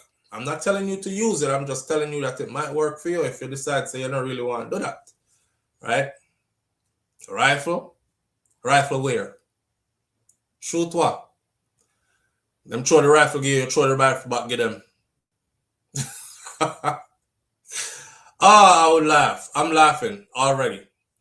I have to replay the first part. Somebody says, who's this? Oh, the one that Diva Unstoppable says, I have to replay the first part. I had some pointers. However, I'm going to season some curry chicken off tomorrow, not before work, so catch live. Big up yourself. Tomorrow morning, we will do an extended live. I'll be going live super early tomorrow, so pay attention. Look out for that. And I will be on for quite some time. I'm trying to smash about a good 5-hour live tomorrow. So there will be a section tomorrow that is going to be anything goes kind of section as well. So get prepared for that, right? Whatever you want to talk about that is a burning, pressing issue, bring that to the format tomorrow. I myself will have a list of things that we're going to go through and talk about tomorrow as well. It's Friday, a festive Friday. SouFLo, you would make your son go in at the draft. Friends from Lake said if I would make my son go into the draft. No, I wouldn't make my son them go anywhere. I wouldn't make my son them go anywhere, but my son them have a mind of their own. And my son them don't tell me already, so this enough for them something. So if they wouldn't even go in the military in peacetime, I'm absolutely sure they wouldn't be all, gung-ho about jumping into a war. But if the draft is instated and when it is, then we will have to see what happens from there. Remember, I know everything good for talking. Yes, so although we put out some information and get everybody on the same page so you understand what's happening around you, and everything where we are feel like or where we are thinking our head, we are going to say out so to everybody we are listening to, we are say where we are say. You understand? All right. Shout out to everybody tuning in this morning. Big up yourself. I appreciate you greatly. It's Thursday. Go out there, get you some sun in your skin. Enjoy your Thursday. Keep a smile on your face. Even if you're crying inside, life is short. No matter how long you live, it is still short. My granny, Miss Ruby, said be good. If you can't be good, be careful, but it's best to be good. And my grandfather, Mas Cleave, said, I will see you tomorrow if God spare life. Wanna walk good. Be good. I'm out.